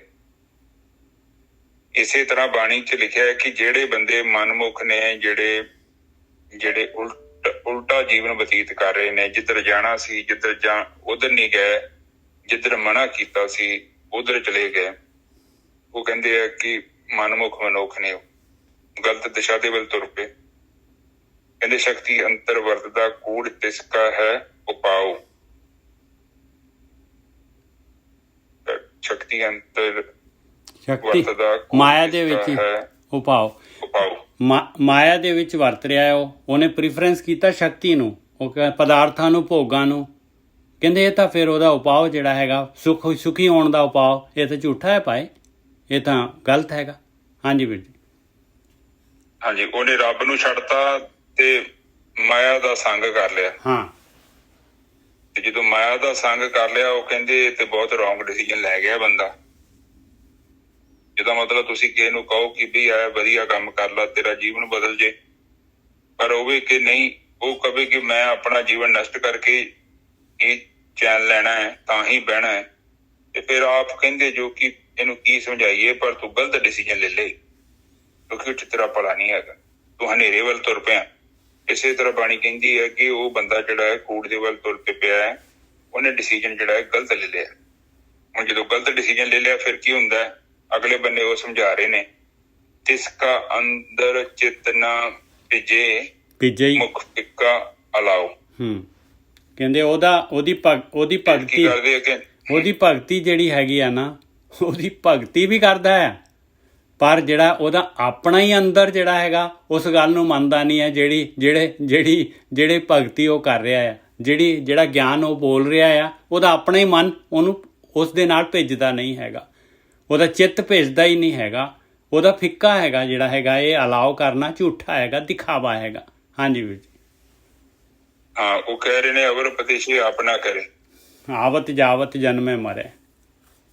ਹਾਂ, ਉਹ ਦੂਜਿਆਂ ਨੂੰ ਤਾਂ ਉਪਦੇਸ਼ ਕਰਦਾ ਹੈ। ਇੱਥੋਂ ਤੱਕ ਐਡਾ ਅਗਿਆਨੀ ਹੈ, ਉਹ ਗੱਲਾਂ ਤੇ ਕਰਦਾ ਹੈ, ਪਰ ਉਹਨਾਂ ਗੱਲਾਂ ਤੇ ਕਦੇ ਅਮਲ ਨਹੀਂ ਕਰਦਾ। ਤੇ ਕਿਉਂ ਨਹੀਂ ਕਰਦਾ? ਉਹ ਕਹਿੰਦੇ ਆ ਕਿ ਉਹਦਾ ਜੀਵਨ ਬਹੁਤ ਫਿੱਕਾ ਹੈ। ਫਿੱਕਾ ਹੈ ਮਤਲਬ, ਉਹ ਕਹਿੰਦੇ ਉਹਦਾ ਮੂੰਹ ਵੀ ਫਿੱਕਾ ਹੈ। ਫਿੱਕਾ ਮਤਲਬ ਕਿ ਉਹਦਾ ਅੰਦਰ ਦਾ ਜੀਵਨ ਕੁਝ ਹੋ ਰਿਹਾ, ਬਾਹਰ ਭਾਵੇਂ ਸੰਸਾਰ ਨੂੰ ਜੋ ਮਰਜ਼ੀ ਕਰਕੇ ਦਿਖਾ ਰਿਹਾ ਹੈ, ਉਹ ਇੱਕ ਝੂਠ ਹੈ, ਇੱਕ ਨਾਟਕ ਹੈ, ਅਸਲੀਅਤ ਨਹੀਂ ਹੈ। ਕਿਉਂਕਿ ਜਿਹੜਾ ਉਹ ਬੋਲ ਰਿਹਾ ਹੈ ਔਰ ਜਿਹੜਾ ਉਹਦਾ ਜੀਵਨ ਹੈ, ਦੋ ਅਲੱਗ-ਅਲੱਗ ਚੀਜ਼ਾਂ ਨੇ। ਬਾਣੀ ਕਹਿੰਦੀ ਹੈ, ਜੈਸੀ ਆਵੇ ਖਸਮ ਕੀ ਬਾਣੀ ਤੈਸਾ ਕਰਾਂ ਯਾਰ ਗਿਆਨ ਵੇਲਾ। ਹੁਣ ਜਿੱਦਾਂ ਦੀ ਖਸਮ ਦੀ ਬਾਣੀ ਆਉਂਦੀ ਆ, ਐਜ ਇਟ ਉਹਨੂੰ ਸਾਹਮਣੇ ਉਸੇ ਰੂਪ 'ਚ ਹੀ ਉਹਦਾ ਮੈਸੇਜ ਕਨਵੇ ਕਰ ਦੇਣਾ, ਉਹਦੇ 'ਚ ਕੋਈ ਮੋਡੀਫਿਕੇਸ਼ਨ ਨਹੀਂ ਕਰਨੀ। ਉਹ ਹੈ ਸੱਚ ਨੂੰ ਪ੍ਰਗਟ ਕਰਨਾ। ਤੇ ਜਦੋਂ ਕੋਈ ਇਹਦੇ ਵਿੱਚ ਮਿਲਾਵਟ ਕਰ ਦਿੰਦਾ, ਫਿਰ ਸੱਚ ਨਹੀਂ ਰਹਿੰਦਾ, ਉਹ ਸੱਚ ਦੇ ਵਿੱਚ ਕੁਛ ਨੇ ਮਿਲਾ ਦਿੱਤਾ। ਹੁਣ ਇੱਥੇ ਵੀ ਇਹ ਜਿਹੜਾ ਮਨੁੱਖ ਹੈ, ਇਹ ਫਿੱਕਾ ਬੋਲਦਾ। ਫਿਰ ਕਿਉਂਕਿ ਉਹਦਾ ਚਿੱਤ ਜਿਹੜਾ ਉਹ ਰੱਬ ਦੇ ਵਿੱਚ ਤੇ ਜੁੜਿਆ ਨਹੀਂ। ਹੁਣ ਜਿਹੜਾ ਬੰਦਾ ਏਦਾਂ ਅੰਦਰੋਂ ਖੋਖਲਾ ਹੋਵੇ ਤੇ ਬਾਹਰੋਂ ਉਹ ਕਹੀ ਜਾਵੇ, ਹੁਣ ਇੱਕ ਗਾਂ ਵਾ, ਉਹਦੇ ਥਣਾ 'ਚ ਦੁੱਧ ਨਾ ਹੋਵੇ, ਉਹ ਤੋਕੜ ਮੱਝ ਆ, ਉਹਦੇ 'ਚ ਦੁੱਧ ਨਹੀਂ ਹੈਗਾ, ਤੇ ਹੁਣ ਉਹ ਕਵੇ ਕਿ ਮੇਰੇ ਕੋਲ ਦੁੱਧ ਬਹੁਤ ਹੈ, ਤੇ ਕੀ ਉਸਦੇ ਲਾਗੇ ਬਹਿਣ ਦੇ ਨਾਲ ਤੁਹਾਡੇ ਮਨ ਦੀ ਜਿਹੜੀ ਇੱਛਾ ਹੈ ਦੁੱਧ ਪੀਣ ਦੀ, ਉਹ ਪੂਰੀ ਹੋਵੇਗੀ? ਕਿਉਂਕਿ ਕੋਈ ਦੁੱਧ ਹੀ ਨਹੀਂ ਹੈਗਾ। ਇਸ ਕਰਕੇ ਬਾਣੀ ਕਹਿੰਦੀ ਹੈ ਕਿ ਉਹ ਜਿਹੜਾ ਬੰਦਾ ਹੈ ਉਹ ਫਿੱਕਾ ਹੈ। ਜਿਸ ਚੀਜ਼ ਦਾ ਉਹ ਕਲੇਮ ਕਰ ਰਿਹਾ, ਉਹ ਚੀਜ਼ ਹੋਰ ਕੋ ਹੈ ਹੀ ਨਹੀਂ, ਝੂਠ ਬੋਲ ਰਿਹਾ, ਉਹ ਬਹਿਰੂਪੀਆ, ਨਕਲੀ ਹੈ, ਅਸਲੀ ਨੇ। ਉਸਦੇ ਲਾਗੇ ਬਹਿਣ ਦੇ ਨਾਲ ਸਮਾਂ ਬਰਬਾਦ ਹੋ ਜਾਏਗਾ, ਪ੍ਰਾਪਤ ਤੇ ਕੁਛ ਵੀ ਨਹੀਂ ਹੋਣਾ, ਉਲਟਾ ਸਮਾਂ ਵੇਸਟ ਹੋ ਜਾਣਾ। ਹੁਣ ਤੁਸੀਂ ਇੱਕ ਦੁਕਾਨ ਤੇ ਬੈਠੇ ਹੋਵੋ ਕਿ ਕਹੋ ਕਿ ਇੱਥੇ ਸਾਨੂੰ ਚੀਜ਼ ਦੀ ਪ੍ਰਾਪਤੀ ਹੋਣੀ ਹੈ, ਹੁਣ ਉਸ ਬੰਦੇ ਕੋਲ ਚੀਜ਼ ਹੋਵੇ ਹੀ ਨਾ, ਨਕਲੀ ਹੋਵੇ, ਤੁਸੀਂ ਜਿੱਦ ਕਰਕੇ ਬਹਿ ਗਏ ਤੇ ਜੋ ਉਹਦੇ ਕੋਲ ਹੈਗਾ ਮਿਲਣਾ ਤੁਹਾਨੂੰ ਉਹੀ ਹੈ। ਤੁਹਾਨੂੰ ਤੇ ਬਥੇਰੇ ਲੋਕ ਕਹਿ ਰਹੇ ਨੇ ਕਿ ਨਕਲੀ ਹੈਗਾ ਵੀ ਇਹਦੇ ਕੋਲ ਸਮਾਨ ਨਹੀਂ ਜੇ ਸਹੀ ਹੈਗਾ, ਅਸੀਂ ਪਿਛਲੀ ਵਾਰੀ ਖੜਿਆ ਸੀ, ਸਾਡਾ ਤੇ ਮਸਲਾ ਹੱਲ ਨਹੀਂ ਹੋਇਆ, ਤੁਸੀਂ ਵੀ ਨਾ ਖੜੋ। ਤੇ ਪਰ ਆਪਾਂ ਕਈ ਵਾਰੀ ਮੋਹ ਦੇ ਵਿੱਚ ਹੁੰਦੇ ਆ, ਆਪਾਂ ਉਸ ਦੁਕਾਨ ਤੋਂ ਉੱਠਣ ਦਾ ਨਾਂ ਹੀ ਨਹੀਂ ਲੈਂਦੇ। ਉਹ ਕਹਿੰਦੇ ਨੁਕਸਾਨ ਹੋ ਜਾਏਗਾ ਤੁਹਾਡਾ। ਅਗਲੇ ਬੰਨੇ ਨੇ ਜਿਸਾ ਬੋਲੀਏ, ਉਹ ਧਰਮ ਰਲਾਏ ਨਾ ਰਲਣ, ਉਹਨਾਂ ਅੰਦਰ ਕੂੜ ਸੁਆਓ।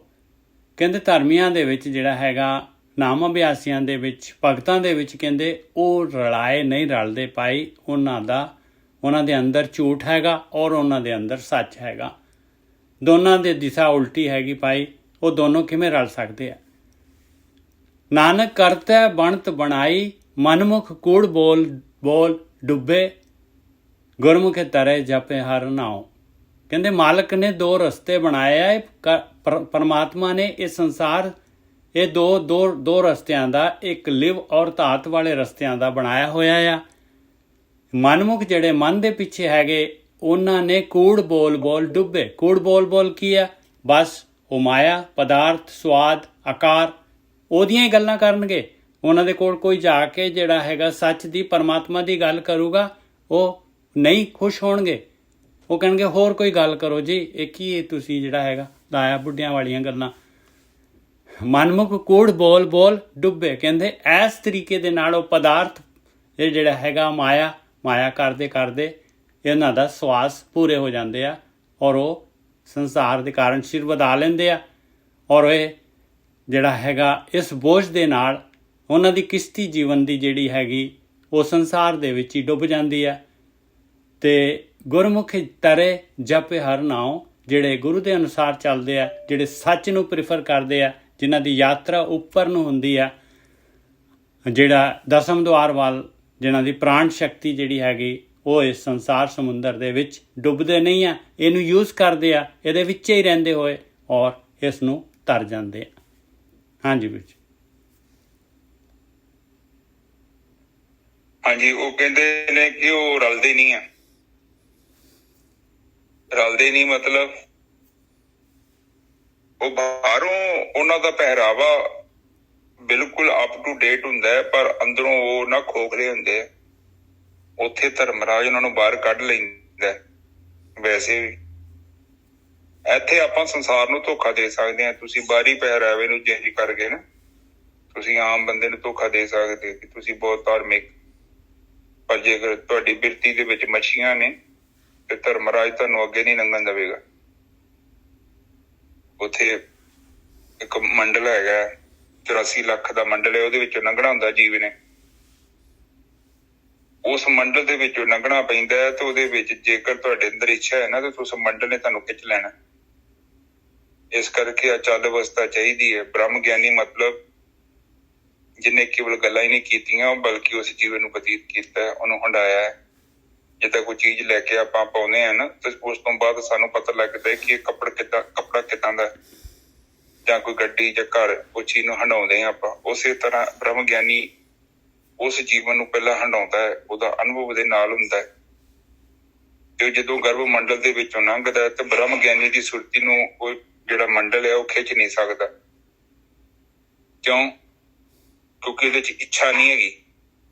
ਕੱਲ ਵੀ ਬਾਣੀ ਚ ਆਇਆ ਸੀ ਕਿ ਜਿਹੜੀਆਂ ਕਾਮਨਾਵਾਂ ਹੁੰਦੀਆਂ ਨੇ, ਇੱਛਾਵਾਂ ਹੁੰਦੀਆਂ ਨੇ, ਤ੍ਰਿਸ਼ਨਾਵਾਂ ਦੀਆਂ ਅੱਗਾਂ, ਇਹ ਤੁਹਾਨੂੰ ਗਰਭ ਮੰਡਲ ਚੋਂ ਅੱਗੇ ਨਹੀਂ ਲੰਘਣ ਦੇਣਗੀਆਂ ਜੇਕਰ ਅੰਦਰ ਹੈਗੀਆਂ। ਕਿਉਂਕਿ ਆਪਾਂ ਇੱਛਾਧਾਰੀ ਹਾਂ। ਤੁਸੀਂ ਜਿਹੜੀ ਵੀ ਇੱਛਾ ਧਾਰਨ ਕਰੋਗੇ ਤੁਹਾਨੂੰ ਉੱਧਰ ਹੀ ਗਤੀ ਕਰਨੀ ਪਊਗੀ। ਜਿੱਦਾਂ ਤੁਸੀਂ ਵੇਖੋ ਸਵੇਰੇ ਇੱਛਾ ਕਰਦੇ ਜੋ ਕਿ ਅੱਜ ਮੈਂ ਗੁਰਦੁਆਰੇ ਜਾਣਾ ਹੈ, ਹੌਸਪੀਟਲ ਜਾਣਾ ਹੈ, ਦਫ਼ਤਰ ਜਾਣਾ ਹੈ, ਉਸ ਤੋਂ ਬਾਅਦ ਹੀ ਤੇ ਤੁਸੀਂ ਗਤੀ ਕਰਦੇ ਜੋ ਨਾ ਉੱਧਰ। ਪਹਿਲਾਂ ਮਨ ਦੇ ਅੰਦਰ ਇੱਛਾ ਪ੍ਰਗਟ ਹੁੰਦੀ ਹੈ ਨਾ। ਇਸੇ ਹੀ ਤਰ੍ਹਾਂ ਜੇਕਰ ਤੁਸੀਂ ਕਿਸੇ ਚੀਜ਼ ਦੀ ਇੱਛਾ ਧਾਰਨ ਕਰ ਲਈ ਹੈ, ਕਿਸੇ ਮਾੜੇ ਕਰਮ ਦੀ ਜਾਂ ਚੰਗੇ ਕਰਮ ਦੀ, ਤੁਹਾਨੂੰ ਉੱਧਰ ਜਾਣਾ ਹੀ ਪਵੇਗਾ ਕਿਉਂਕਿ ਤੂੰ ਉਹਦੀ ਇੱਛਾ ਧਾਰਨ ਕਰਦੀ ਹੈ। ਇੱਛਾ ਜਿਹੜੀ ਹੈ ਜੀਵ ਨੂੰ ਬੰਨ੍ਹ ਕੇ ਰੱਖਦੀ ਹੈ, ਆਪਣੇ ਨਾਲ ਪ੍ਰਕਿਰਤੀ ਦੇ ਨਾਲ ਜੋੜ ਕੇ ਰੱਖਦੀ ਹੈ। ਇਹ ਜਿਹੜੇ ਨਕਲੀ ਨੇ ਉਹ ਕਹਿੰਦੇ ਰਲਦੇ ਨਹੀਂ ਆ, ਪਰ ਸੰਸਾਰੀ ਜਿਹੜਾ ਬੰਦਾ ਉਹਨੂੰ ਨਹੀਂ ਪਛਾਣ ਸਕਦਾ ਕਿਉਂਕਿ ਉਹਨਾਂ ਦਾ ਮੇਕਅਪ ਬਹੁਤ ਵਧੀਆ ਹੁੰਦਾ। ਤੁਸੀਂ ਵੇਖਿਆ ਨਾ, ਆਮ ਠੀਕ ਠਾਕ ਦਿਖਾਈ ਦੇਣ ਵਾਲੀਆਂ ਜਿਹੜੀਆਂ ਕੁੜੀਆਂ ਹੁੰਦੀਆਂ ਨੇ ਤੇ ਜਦੋਂ ਕਿਸੇ ਮੇਕਅਪ ਦੀ ਦੁਕਾਨ ਤੇ ਜਾਂਦੀਆਂ ਨੇ ਤੇ ਕਿੱਦਾਂ ਵੇਖੋ ਉਹਦਾ ਜਿਹੜਾ ਅਸਲੀ ਰੂਪ ਆ ਉਹਦੇ ਉੱਤੇ ਇੱਕ ਪਰਤ ਚਾੜ ਦਿੰਦੇ ਨੇ ਤੇ ਉਹਦਾ ਚਿਹਰਾ ਹੋਰ ਕਰ ਦਿੰਦੇ ਨੇ, ਪਰ ਯਥਾਰਥ ਸੱਚ ਨਹੀਂ ਹੈ। ਜਦੋਂ ਉਹਦਾ ਅਸਲੀ ਚਿਹਰਾ ਸਾਡੇ ਸਾਹਮਣੇ ਪ੍ਰਗਟ ਹੋਵੇਗਾ ਤੇ ਸਾਨੂੰ ਪਤਾ ਲੱਗੇਗਾ ਕਿ ਪਿੱਛੇ ਕੁਝ ਹੋ ਰਿਹਾ।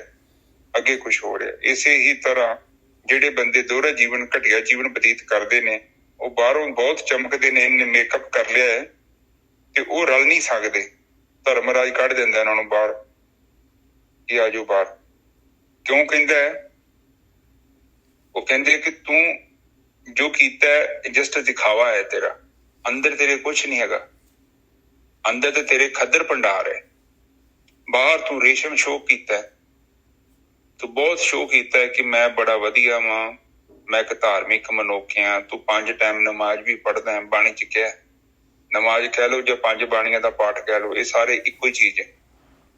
ਜੇਕਰ ਅੰਦਰੋਂ ਆਪਾਂ ਨਹੀਂ ਸ਼ੁੱਧ ਹੋਏ, ਅੰਦਰੋਂ ਨਹੀਂ ਪਵਿੱਤਰ ਹੋਏ, ਤੇ ਇਹ ਸਭ ਇਹ ਕੈਟਾਗਰੀ ਜੇ ਆਹ ਦੇਖੋ, ਉਹ ਰਲੇ, ਉਹ ਰਲਣੇ ਨਹੀਂ, ਤੁਸੀਂ ਵੀ ਨਹੀਂ ਰਲ ਸਕਦੇ। ਇਸ ਕਰਕੇ ਜੋ ਵੀ ਹੈ ਤੁਹਾਡਾ ਆਪਣਾ ਚਾਹੀਦਾ, ਜਿਹੜਾ ਤੁਹਾਨੂੰ ਲੋਕਾਂ ਨੇ ਦੇ ਦਿੱਤਾ ਹੈ ਨਾ ਝੂਠ, ਉਹਦੇ ਬਿਲਕੁਲ ਹੀ ਕਿਸੇ ਕੰਮ ਦਾ ਨਹੀਂ, ਉਹਦੀ ਦੁੱਖੀ ਵੈਲਿਊ ਨਹੀਂ ਹੈ। ਕਿਉਂਕਿ ਕਾਫੀ ਵੱਡੀ ਜਰਨੀ ਹੈ, ਐਵੇਂ ਕਿਸੇ ਦੀਆਂ ਗੱਪਾਂ ਦੇ ਪਿੱਛੇ ਲੱਗ ਕੇ ਆਪਣਾ ਸਮਾਂ ਨਾ ਬਰਬਾਦ ਕਰ ਲਿਓ। ਉਸ ਮੌਤ ਦੇ ਸਮੇਂ ਵਿੱਚ ਕੇਵਲ ਤੁਹਾਡਾ ਆਪਣਾ ਗਿਆਨ ਕੰਮ ਆਉਣਾ ਹੈ। ਮੈਂ ਵੀ ਤੁਹਾਡੇ ਕੰਮ ਨਹੀਂ ਆ ਸਕਦਾ ਤੇ ਨਾ ਨਿੱਜਰ ਸਾਹਿਬ ਤੁਹਾਡੇ ਕੰਮ ਆ ਸਕਦਾ। ਉਸ ਮੰਡਲ ਦੇ ਵਿੱਚ ਜਦੋਂ ਤੁਸੀਂ ਲੰਘਣਾ ਹੈ ਨਾ, ਤੁਹਾਡਾ ਆਪਣਾ ਨਾਮ ਚਾਹੀਦਾ ਜੀ। ਤੁਹਾਡੇ ਪੱਲੇ ਕੁਛ ਚਾਹੀਦਾ ਹੈ, ਨਾਮ ਰੂਪੀ ਰਤਨ। ਅਦਰਵਾਈਜ਼ ਉਸ ਮੰਡਲ ਦੇ ਵਿੱਚ ਤੁਸੀਂ ਲੰਘ ਹੀ ਨਹੀਂ ਸਕਦੇ। 84 ਲੱਖ ਦਾ ਜਿਹੜਾ ਮੰਡਲ ਹੈ ਨਾ, ਬੜਾ ਬਰੀਕ ਆ। ਕਬੀਰ ਸਾਹਿਬ ਕਹਿੰਦੇ ਆ, ਮੁਕਤ ਦੁਆਰਾ ਸੰਚਰਾ ਰਾਹੀ ਦਸਵੇਂ ਭਾਗ, ਬਹੁਤ ਬਰੀਕ ਹੈ, ਉੱਥੋਂ ਲੰਘਣਾ ਬੜਾ ਔਖਾ।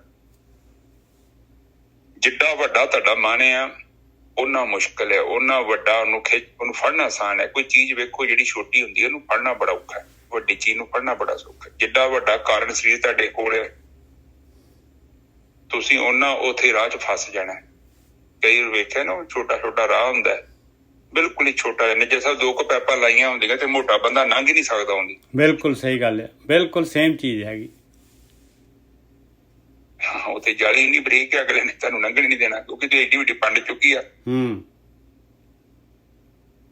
ਇਸ ਕਰਕੇ ਕਹਿੰਦੇ ਕਾਰਨ ਸਰੀਰ ਰੂਪੀ ਪੰਡ ਨੂੰ ਛੋਟਾ ਕਰੋ, ਔਰ ਉਹਦੇ ਲਈ ਭਗਤੀ ਹੈ। ਪਲੀਜ਼ ਭਗਤੀ ਦੇ ਧਿਆਨ ਦਿਓ। ਅੱਗੇ ਚਲੀ ਨਿੱਜਰ ਸਾਹਿਬ। ਨਾਨਕ ਕਰਤੇ ਬਣਤ ਬਣਾਈ, ਮਨਮੁਖ ਕੂੜ ਬੋਲ ਬੋਲ ਡੁੱਬੇ। ਆ ਪਹਿਲੀ ਬਣਤ ਆ। ਗੁਰਮੁਖ ਤਰੇ ਜਪ ਹਰ ਨਾਉ, ਆ ਦੂਜਾ ਰਸਤਾ ਹੈਗਾ। ਗੁਰੂ ਦੇ ਰਾਹੀਂ ਗੁਰੂ ਦਾ ਗਿਆਨ ਲੈ ਕੇ ਧਿਆਨ ਸਿਮਰਨ ਕਰਕੇ ਇਸ ਸੰਸਾਰ ਸਮੁੰਦਰ ਤੋਂ ਤਰ ਜਾਂਦੇ ਆ। ਉਹ ਜਿਹੜੇ ਹੈਗੇ ਉਹ ਪੱਥਰ, ਕਾਮ ਕ੍ਰੋਧ ਲੋਭ ਮੋਹ ਹੰਕਾਰ ਵਾਲੇ ਪੱਥਰ ਜਿਹੜੇ ਹੈਗੇ ਉਹ ਸੁੱਟੀ ਜਾਂਦੇ ਆ, ਤੇ ਉਹਨਾਂ ਦੀ ਬੋਟ ਜਿਹੜੀ ਨਾਵ ਜਿਹੜੀ ਹੈਗੀ ਹਲਕੀ ਹੋ ਜਾਂਦੀ ਹੈ, ਕਾਰਨ ਸ਼ੀਰ ਘਟ ਜਾਂਦਾ ਹੈ, ਔਰ ਉਹ ਆਸਾਨੀ ਦੇ ਨਾਲ ਇਹ ਮੁਕਤ ਦੁਆਰਾ ਮੋਕਲਾ ਹੋ ਜਾਂਦਾ ਹੈ। ਉਹ ਸਹਿਜੇ ਆਓ ਜਾਓ ਗੁਰੂ ਦੇ ਰਾਹੀਂ, ਉਹ ਗੁਰੂ ਦੀ ਮੱਤ ਲੈ ਕੇ ਇਸ ਤਰੀਕੇ ਦੇ ਨਾਲ ਇਹ ਯਾਤਰਾ ਸੁਖੈਨੀ ਜਿਹੜੀ ਹੈਗੀ ਪੂਰੀ ਕਰ ਲੈਂਦੇ। ਹਾਂਜੀ ਵੀਰ ਜੀ। ਹਾਂਜੀ, ਇੱਥੇ ਕਹਿ ਰਹੇ ਨੇ ਕਿ ਜਿਹੜੇ ਮਾਈਕ ਮਾੜਾ ਜਿਹੇ ਜੈਸਾ ਥੋੜਾ ਜਿਹਾ ਇੱਕੋ ਹੀ ਲੈ, ਕਹਿੰਦੇ ਕਿ ਨਾਨਕ ਕਰਤੇ ਬਣਤ ਬਣਾਈ। ਬਣਤ ਬਣਾਈ ਆ, ਆਪ ਸਮਝਦੇ ਜੋ ਬਣਤ ਬਣਾਈ। ਉਹਨੇ ਏਦਾਂ ਦੀ ਜਿਹੜੀ ਡਿਜ਼ਾਈਨਿੰਗ ਕੀਤੀ ਆ ਨਾ, ਉਹ ਕਹਿੰਦੇ ਕਿ ਜਿਹੜੇ ਮਨਮੁਖ ਨੇ ਕੂੜ ਬੋਲ ਬੋਲ ਕੇ ਡੁੱਬ ਜਾਂਦੇ ਨੇ। ਮਤਲਬ ਉਹ ਕਹਿੰਦੇ ਆ ਕਿ ਜਿਹੜਾ ਬੰਦਾ ਕੂੜ ਬੋਲਦਾ ਹੈ, ਮਨਮੁਖ ਹੈ, ਉਹ ਕਹਿੰਦੇ ਆ ਕਿ ਉਹਦੀ ਕਿਸ਼ਤੀ ਡੁੱਬ ਜਾਣੀ ਹੈ, ਲੰਘਣੀ ਨਹੀਂ। ਕਿਉਂ ਨਹੀਂ ਲੰਘਣੀ? ਉਹ ਕਹਿੰਦੇ ਕਿਸ਼ਤੀ 'ਚ ਉਹਨੇ ਲੋੜ ਤੋਂ ਜ਼ਿਆਦਾ ਸਮਾਨ ਲੱਦ ਲਿਆ। ਉਹ ਤੁਸੀਂ ਮਾੜਾ ਜਿਹਾ ਕਿਨਾਰੇ ਤੋਂ ਥੋੜਾ ਜਿਹਾ ਅੱਗੇ ਕੀਤਾ, ਉਹ ਸ਼ਿਪ ਗਰਾਊਂਡ ਹੋ ਜਾਂਦਾ। ਇਸੇ ਤਰ੍ਹਾਂ ਕਹਿੰਦੇ ਡੁੱਬ ਜਾਏਗਾ, ਗਾਂ ਨਹੀਂ ਜਾ ਸਕਦਾ। ਅਰਲੇ ਪਾਰ ਜਾਣਾ ਹੈ ਆਪਾਂ, ਪਰਾ ਵਿਦਿਆ, ਅਪਰਾ ਵਿਦਿਆ, ਜਿਹੜੀ ਆਪਾਂ ਪਰਲੇ ਪਾਰ ਜਾਣਾ ਹੈ। ਪਰਾ ਮਤਲਬ ਆਤਮਾ ਤੱਤ 'ਚ ਜਾਣ ਦੇ ਲਈ ਤੁਹਾਡੇ ਅੰਦਰ ਜਿਹੜਾ ਨਾ ਬੜਾ ਉੱਚ ਕੋਟੀ ਦਾ ਗਿਆਨ ਹੋਣਾ ਚਾਹੀਦਾ। ਆਤਮਾ ਨੂੰ ਜਾਣਨਾ ਆਸਾਨ ਨਹੀਂ, ਕਿਉਂਕਿ ਸਭ ਤੋਂ ਗੁਪਤ ਉਹ ਹੈ। ਉੱਥੇ ਪਹੁੰਚਣਾ ਬਹੁਤ ਮੁਸ਼ਕਲ, ਪਰ ਬਹੁਤ ਆਸਾਨ ਵੀ। ਇੰਨਾ ਆਸਾਨ ਤੁਸੀਂ ਬਸ ਹੱਥ ਖੜਾ ਕਰੋ, ਪਰ ਚਲਾਕ ਬੰਦਾ ਉੱਥੇ ਨਹੀਂ ਜਾ ਸਕਦਾ, ਬਿਲਕੁਲ ਨਹੀਂ ਜਾ ਸਕਦਾ। ਫਿਰ ਕਹਿੰਦੇ ਜੇ ਨਦੀ ਚੋਂ ਪਾਰ ਲੰਘਣਾ ਤੇ ਕਿਹੜਾ ਡੁੱਬੂਗਾ ਤੇ ਕਿਹੜਾ ਪਾਰ ਲੰਘੂਗਾ, ਇਹ 2 ਗੱਲਾਂ ਸਮਝਾ ਰਹੇ ਨੇ। ਕਹਿੰਦੇ ਜਿਹੜੇ ਕੂੜ ਬੋਲਦੇ ਨੇ, ਜਿਹੜਾ ਝੂਠ ਬੋਲਦੇ ਨੇ, ਜਿਨ੍ਹਾਂ ਦਾ ਜੀਵਨ ਬਹੁਤ ਘਟੀਆ ਹੈ, ਜਿਹੜੇ ਬੰਦੇ ਆਪਣੇ ਈਮਾਨ ਦੇ ਪੱਕੇ ਨਹੀਂ, ਜਿਹੜੇ ਵਫਾਦਾਰ ਨਹੀਂ, ਜਿਹੜੇ ਇੱਕਦਮ ਝੂਠਾ ਨਕਲੀ ਜੀਵਨ ਬਤੀਤ ਕਰ ਰਹੇ ਨੇ, ਉੱਤੇ ਚਿਹਰਾ ਬਹੁਤ ਵਧੀਆ ਲਾਇਆ ਹੈ, ਅੰਦਰੋਂ ਬੰਦੇ ਸਹੀ ਨਹੀਂ, ਉਹ ਕੀ ਹੋਣਗੇ? ਉਹ ਡੁੱਬ ਜਾਣਗੇ ਜੀ। ਤੇ ਤਰਨਗੇ ਕਿਹੜੇ ਫਿਰ? ਇਹ ਦੋ ਬੰਦੇ ਨੇ, ਕਹਿੰਦੇ ਗੁਰਮੁਖ ਜਪੇ, ਗੁਰਮੁਖ ਤਰੇ ਜਪ ਜਪ ਜਪ ਹਰ ਨਾਮ। ਉਹ ਕਹਿੰਦੇ ਪ੍ਰਮਾਤਮਾ ਦੀ ਭਗਤੀ ਕਰ ਕਰਕੇ ਉਹ ਲੰਘ ਜਾਣ। ਕੌਣ? ਤੈਰ ਜਾਣਗੇ ਜਿਹੜੇ ਭਗਤੀ ਕਰਨਗੇ। ਭਗਤੀ ਤੋਂ ਭਾਵ ਗੁਰੂ ਨਾਨਕ ਪਾਤਸ਼ਾਹ ਦੀ ਬਾਣੀ ਦੀ ਤੁਕ ਫੇਰ ਇੱਥੇ ਬੋਲਣੀ ਬਹੁਤ ਜ਼ਰੂਰੀ ਹੈ। ਵਿਚਾਰ ਮਾਰੇ ਤਰੇ ਤਾਰੇ ਉਲਟ ਜੋੜ ਨਾ ਆਵੇ। ਜਿੰਨੇ ਵਿਚਾਰਾਂ ਨੂੰ ਮਾਰ ਲਿਆ ਮਤਲਬ ਜਿੱਦਾਂ ਆਪਾਂ ਕੋਈ ਜਾਨਵਰ ਨੂੰ ਮਾਰਦੇ ਆ ਨਾ, ਉਸੇ ਤਰ੍ਹਾਂ ਵਿਚਾਰਾਂ ਨੂੰ ਮਾਰਨਾ ਪੈਣਾ। ਉਹ ਜਿੰਦਾ ਨੇ ਔਰ ਉਹਨਾਂ ਨੂੰ ਮਾਰਨਾ ਹੈ। ਆਤਮਿਕ ਸ਼ਕਤੀ ਨੂੰ ਪ੍ਰਗਟ ਕਰਨਾ ਪਊ। ਜਿਹੜੀ ਸ਼ਕਤੀ ਥੱਲੇ ਨੂੰ ਜਾ ਰਹੀ ਹੈ ਨਾ, ਦੇਖੋ ਥੱਲੇ ਨੂੰ ਜਾਓਗੀ ਤੇ ਸੰਸਾਰ ਚ ਤੁਸੀਂ ਜਾਓਗੇ ਸੰਸਾਰ। ਪਰ ਕਬੀਰ ਸਾਹਿਬ ਕਹਿੰਦੇ ਥੱਲੇ ਨਹੀਂ, ਆਓ ਬੜ ਘਾਟੀ ਰਾਮ ਕੀ ਤੈ ਚੜ ਰਹੇ ਹੋ ਕਬੀਰ, ਇਸ ਨੂੰ ਉੱਪਰ ਲੈ ਕੇ ਜਾਣਾ ਮੈਂ। ਉਚਾਈ ਤੇ ਪਾਣੀ ਨੂੰ ਥੱਲੇ ਰੋੜਨਾ ਤੇ ਬਹੁਤ ਆਸਾਨ ਹੈ। ਤੁਸੀਂ ਬਾਲਟੀ ਨੂੰ ਟੇਢਾ ਕਰੋ, ਪਾਣੀ ਆਪਣੇ ਆਪ ਹੀ ਪਹਾੜ ਤੋਂ ਥੱਲੇ ਰੁੜ ਜਾਣਾ। ਪਰ ਪਹਾੜ ਦੀ ਟੀਸੀ ਤੇ ਲੈ ਕੇ ਜਾਣਾ ਔਖਾ ਕੰਮ ਹੈ। ਪਹਿਲੀ ਗੱਲ, ਤੁਹਾਡੇ ਕੋਲ ਕੱਲਿਆਂ ਨਹੀਂ ਚੜਿਆ ਜਾਣਾ ਤੇ ਪਾਣੀ ਲੈ ਕੇ ਚੜਨਾ ਤੇ ਹੋਰ ਔਖਾ ਹੋ ਜਾਣਾ। ਇਸ ਕਰਕੇ ਬਾਣੀ ਚ ਸਮਝਾਇਆ। ਨਿੱਜਾ ਸਾਹਿਬ ਅੱਗੇ ਚਲਿए प्लीज। हाँ जी, आप कहना चाहते कुछ? नहीं बिल्कुल ठीक है जी गोरखी साहब, सॉरी, हाँ बिल्कुल ठीक है गोरखी साहब। ਇਹ ਜਿਹੜਾ ਹੈਗਾ ਇਹ ਰਸਤੇ ਦੇ ਉੱਤੇ ਜਿਹੜਾ ਹੈਗਾ, ਕਿਉਂਕਿ ਇਹ ਜਿਹੜੀ ਭਗਤੀ ਹੈਗੀ ਨਾ, ਤਰੇ ਜਪ ਹਰ ਨਾਉ, ਇਹ ਭਗਤੀ ਹੈਗੀ, ਇਹ ਹੈਗੀ ਆਪਣੇ ਜਿਹੜੇ ਹੈਗੇ ਪੱਥਰ ਕਾਮ ਕ੍ਰੋਧ ਲੋਭ ਮੋਹ ਹੰਕਾਰ ਦੇ ਜਿਹੜੇ ਹੈਗੇ ਕਾਰਨ ਸ਼ੀਰ ਜਿਹੜਾ ਹੈਗਾ, ਇਹਨੂੰ ਡ੍ਰੌਪ ਕਰਨਾ, ਕਿਸ਼ਤੀ ਨੂੰ ਜਿਹੜਾ ਹੈਗਾ ਹਲਕੀ ਕਰਨਾ, ਕਿਸ਼ਤੀ ਦਾ ਭਾਰ ਘਟਾਉਣਾ। ਆਹੀ ਭਗਤੀ ਹੈਗੀ, ਹੋਰ ਕੋਈ ਭਗਤੀ ਨਹੀਂ ਹੈਗੀ। ਜੇ ਆਪਣੇ ਇਹ ਕਾਮ ਕ੍ਰੋਧ ਲੋਭ ਮੋਹ ਹੰਕਾਰ ਇਹਦੀਆਂ ਤਰੰਗਾਂ ਜਿਹੜੀਆਂ ਹੈਗੀਆਂ ਘਟ ਰਹੀਆਂ ਹੈ ਤੇ ਸਹੀ ਰਸਤੇ ਤੇ ਹੈਗੇ, ਸਹੀ ਬੋਟ ਤੇ ਹੈਗੇ ਆ। ਤੇ ਜੇ ਨਹੀਂ ਘਟ ਰਹੀਆਂ ਭਾਈ ਤੇ ਬਦਲ ਦੋ ਭਾਈ, ਕਿਉਂਕਿ ਯਾਤਰਾ ਆਪਣੀ ਹੈਗੀ। ਇਸ ਤੋਂ ਅੱਗੇ ਹੁਣ ਪੌੜੀ ਆ ਗਈ। ਪੌੜੀ ਬਿਨ ਬੂਝੇ ਵੱਡਾ ਫੇਰ ਪਿਆ, ਫਿਰ ਆਵੇ ਜਾਏ। ਆ ਦੇਖ ਲਓ ਭਾਈ, ਜਿਨ੍ਹਾਂ ਨੇ ਨਹੀਂ ਡਿਸੀਜਨ ਲਿਆ, ਜਿਨ੍ਹਾਂ ਨੇ ਨਹੀਂ ਵੋਟ ਬਦਲੀ, ਉਸੇ ਵੋਟ ਤੇ ਜਿਹੜਾ ਹੈਗਾ ਉਹ ਕਾਰਨ ਸ਼ੀਟ ਦੇ ਪੱਥਰ ਲੱਦਦੇ ਰਹਿ ਗਏ ਤੇ ਕਹਿੰਦੇ ਬੜਾ ਵੱਡਾ ਫੇਰ ਪੈ ਜਾਣਾ ਹੈ ਪਿਆਰਿਓ। 84 ਲੱਖ ਜੂਨਾਂ ਦਾ ਫੇਰ ਪੈ ਜਾਣਾ ਹੈ। ਇੰਨਾ ਸਮਾਂ ਜਿਹੜਾ ਹੈਗਾ, ਇੰਨਾ ਤਕਲੀਫ ਜਿਹੜੀ ਹੈਗੀ ਆ। ਦੇਖ ਲਓ ਇੱਕ ਇੱਕ ਜੂਨ ਜਿਹੜਾ ਕਿਵੇਂ ਜਿਹੜੇ ਹੈਗੇ ਇਹ ਪਰਿੰਦਿਆਂ ਦੀ, ਜਾਨਵਰਾਂ ਦੀ, ਇਹ ਮੱਛੀਆਂ ਦੀ ਕਿਸ ਤਰ੍ਹਾਂ ਜੂਨਾਂ ਹੈਗੀਆਂ। ਬਹੁਤ ਵੱਡਾ ਫੇਰ ਪੈ ਜਾਣਾ ਹੈ, ਬਹੁਤ ਵੱਡਾ ਫੇਰ ਪੈ ਜਾਣਾ। ਬਿਨ ਬੂਝੇ, ਦੇਖੋ ਬਗੈਰ ਬੁੱਝਣਾ ਹੈਗਾ ਭਾਈ। ਇਸ ਟਾਈਮ ਵੀ ਆਪਾਂ ਬੁੱਝ ਸਕਦੇ ਹਾਂ ਔਰ ਆਪਣੀ ਵੋਟ ਬਦਲ ਸਕਦੇ ਹਾਂ। ਬਿਨ ਬੂਝੇ ਵੱਡਾ ਫੇਰ ਪਿਆ, ਫਿਰ ਆਵੇ ਜਾਈ। ਸਤਿਗੁਰ ਕੀ ਸੇਵਾ ਨਾ ਕੀਤੀਆ, ਆ ਲਓ ਨਹੀਂ ਮੰਨਿਆ, ਨਹੀਂ ਬ੍ਰਹਮ ਗਿਆਨੀਆਂ ਦਾ ਗਿਆਨ ਲਿਆ। ਆਹੀ ਹੈ ਸਤਿਗੁਰੂ ਦੀ ਸੇਵਾ ਪਾਏ। ਆਹ ਗਿਆਨ ਲੈ ਲਈਏ ਆਪਾਂ ਗੁਰੂ ਦਾ, ਅੰਤ ਗਿਆ ਪਛਤਾਈ। ਫਿਰ ਤਾਂ ਆਖਰੀ ਫੇਰ ਪਛਤਾ ਕੇ ਜਾਏਗਾ। ਫਿਰ ਕਹੇਗਾ ਮੈਂ ਨਹੀਂ ਲਿਆ। ਜੇ ਮੈਂ ਕਿਤੇ ਗੁਰੂ ਦੀ ਗੱਲ ਮੰਨ ਲੈਂਦਾ, ਬ੍ਰਹਮ ਗਿਆਨੀ ਦੀ ਗੱਲ ਮੰਨ ਲੈਂਦਾ, ਭਗਤੀ ਕਰ ਲੈਂਦਾ, ਆ ਪੱਥਰ ਛੱਡ ਦਿੰਦਾ ਤੇ ਮੈਂ ਵੀ ਸੁਖੀ ਹੋ ਜਾਣਾ ਸੀ। ਆਪਣੀ ਕਿਰਪਾ ਕਰੇ ਗੁਰ ਪਾਈਏ, ਵਿੱਚੋਂ ਆਪ ਗਵਾਏ। ਮਾਲਕ ਪਰਮਾਤਮਾ ਨੇ ਕਿਰਪਾ ਕਰਨੀ ਹੈ ਭਾਈ, ਆਪਾਂ ਨੇ ਚੁਆਇਸ ਕਰਨਾ ਹੈ, ਉਹਨੇ ਗੁਰੂ ਮਿਲਾ ਦੇਣਾ ਹੈ ਤੇ ਗੁਰੂ ਦੇ ਮਿਲਾ ਕੇ ਭਗਤੀ ਕਰਨ ਦੇ ਨਾਲ ਇਹ ਆਪਣੀ ਮੱਤ ਜਾਣੀ ਹੈ ਭਾਈ। ਤ੍ਰਿਸ਼ਨਾ ਭੁੱਖ ਵਿੱਚੋਂ ਉਤਰੈ, ਸੁਖ ਵਸੇ ਮਨ ਆਈ। ਤ੍ਰਿਸ਼ਨਾ ਜਿਹੜੀ ਮਾਇਕ ਪਦਾਰਥਾਂ ਦੀ ਖਿੱਚ ਹੈਗੀ, ਜਿਹਦੇ ਨਾਲ ਆਪਾਂ ਇਹ ਪੱਥਰ ਇਕੱਠੇ ਕਰੀ ਜਾ ਰਹੇ ਹਾਂ, ਕਾਮ ਕ੍ਰੋਧ ਲੋਭ ਮੋਹ ਹੰਕਾਰ ਦੇ ਸੰਸਕਾਰ ਰੂਪੀ ਪੱਥਰ।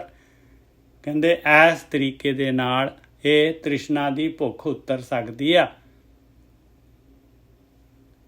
ਸੁਖ ਵਸੇ ਮਨ ਆਈ, ਮਨ ਦੇ ਵਿੱਚ ਸੁਖ ਵਸ ਜਾਏਗਾ ਜੇ ਤੂੰ ਇਹ ਆਪਣੀ ਯਾਤਰਾ ਜਿਹੜੀ ਹੈਗੀ ਇਹਨੂੰ ਜਿਹੜਾ ਹੈਗਾ ਯੂ ਟਰਨ ਲੈ ਲੇਗਾ, ਇਹ ਉੱਪਰ ਨੂੰ ਯਾਤਰਾ ਕਰਨੀ ਸ਼ੁਰੂ ਕਰ ਦੇਗਾ। ਆਪਣੇ ਮਨ ਨੂੰ ਜਿਹੜਾ ਹੈਗਾ ਰੋਕਣਾ ਸ਼ੁਰੂ ਕਰ ਦੇਗਾ। ਸਦਾ ਸਦਾ ਸਲਾਹੀਏ ਹਿਰਦੈ ਲਿਵ ਲਾਈ। ਬਸ ਕਹਿੰਦੇ ਆਹੀ ਕੰਮ ਕਰਦਾ ਰਹਿ, ਰੋਜ਼ ਕਰਦੇ ਰਹਿ, ਹਮੇਸ਼ਾ ਕਰਦੇ ਰਹਿ। ਔਰ ਤੇਰੇ ਅੰਦਰ ਜਿਹੜਾ ਹੈਗਾ ਤੇਰੀ ਜਿਹੜੀ ਹੈਗੀ ਮਨ ਮੰਨ ਜਾਏਗਾ ਔਰ ਤੇਰੀ ਲਿਵ ਲੱਗ ਜਾਏਗੀ। ਹਾਂਜੀ ਵੀਰ ਜੀ।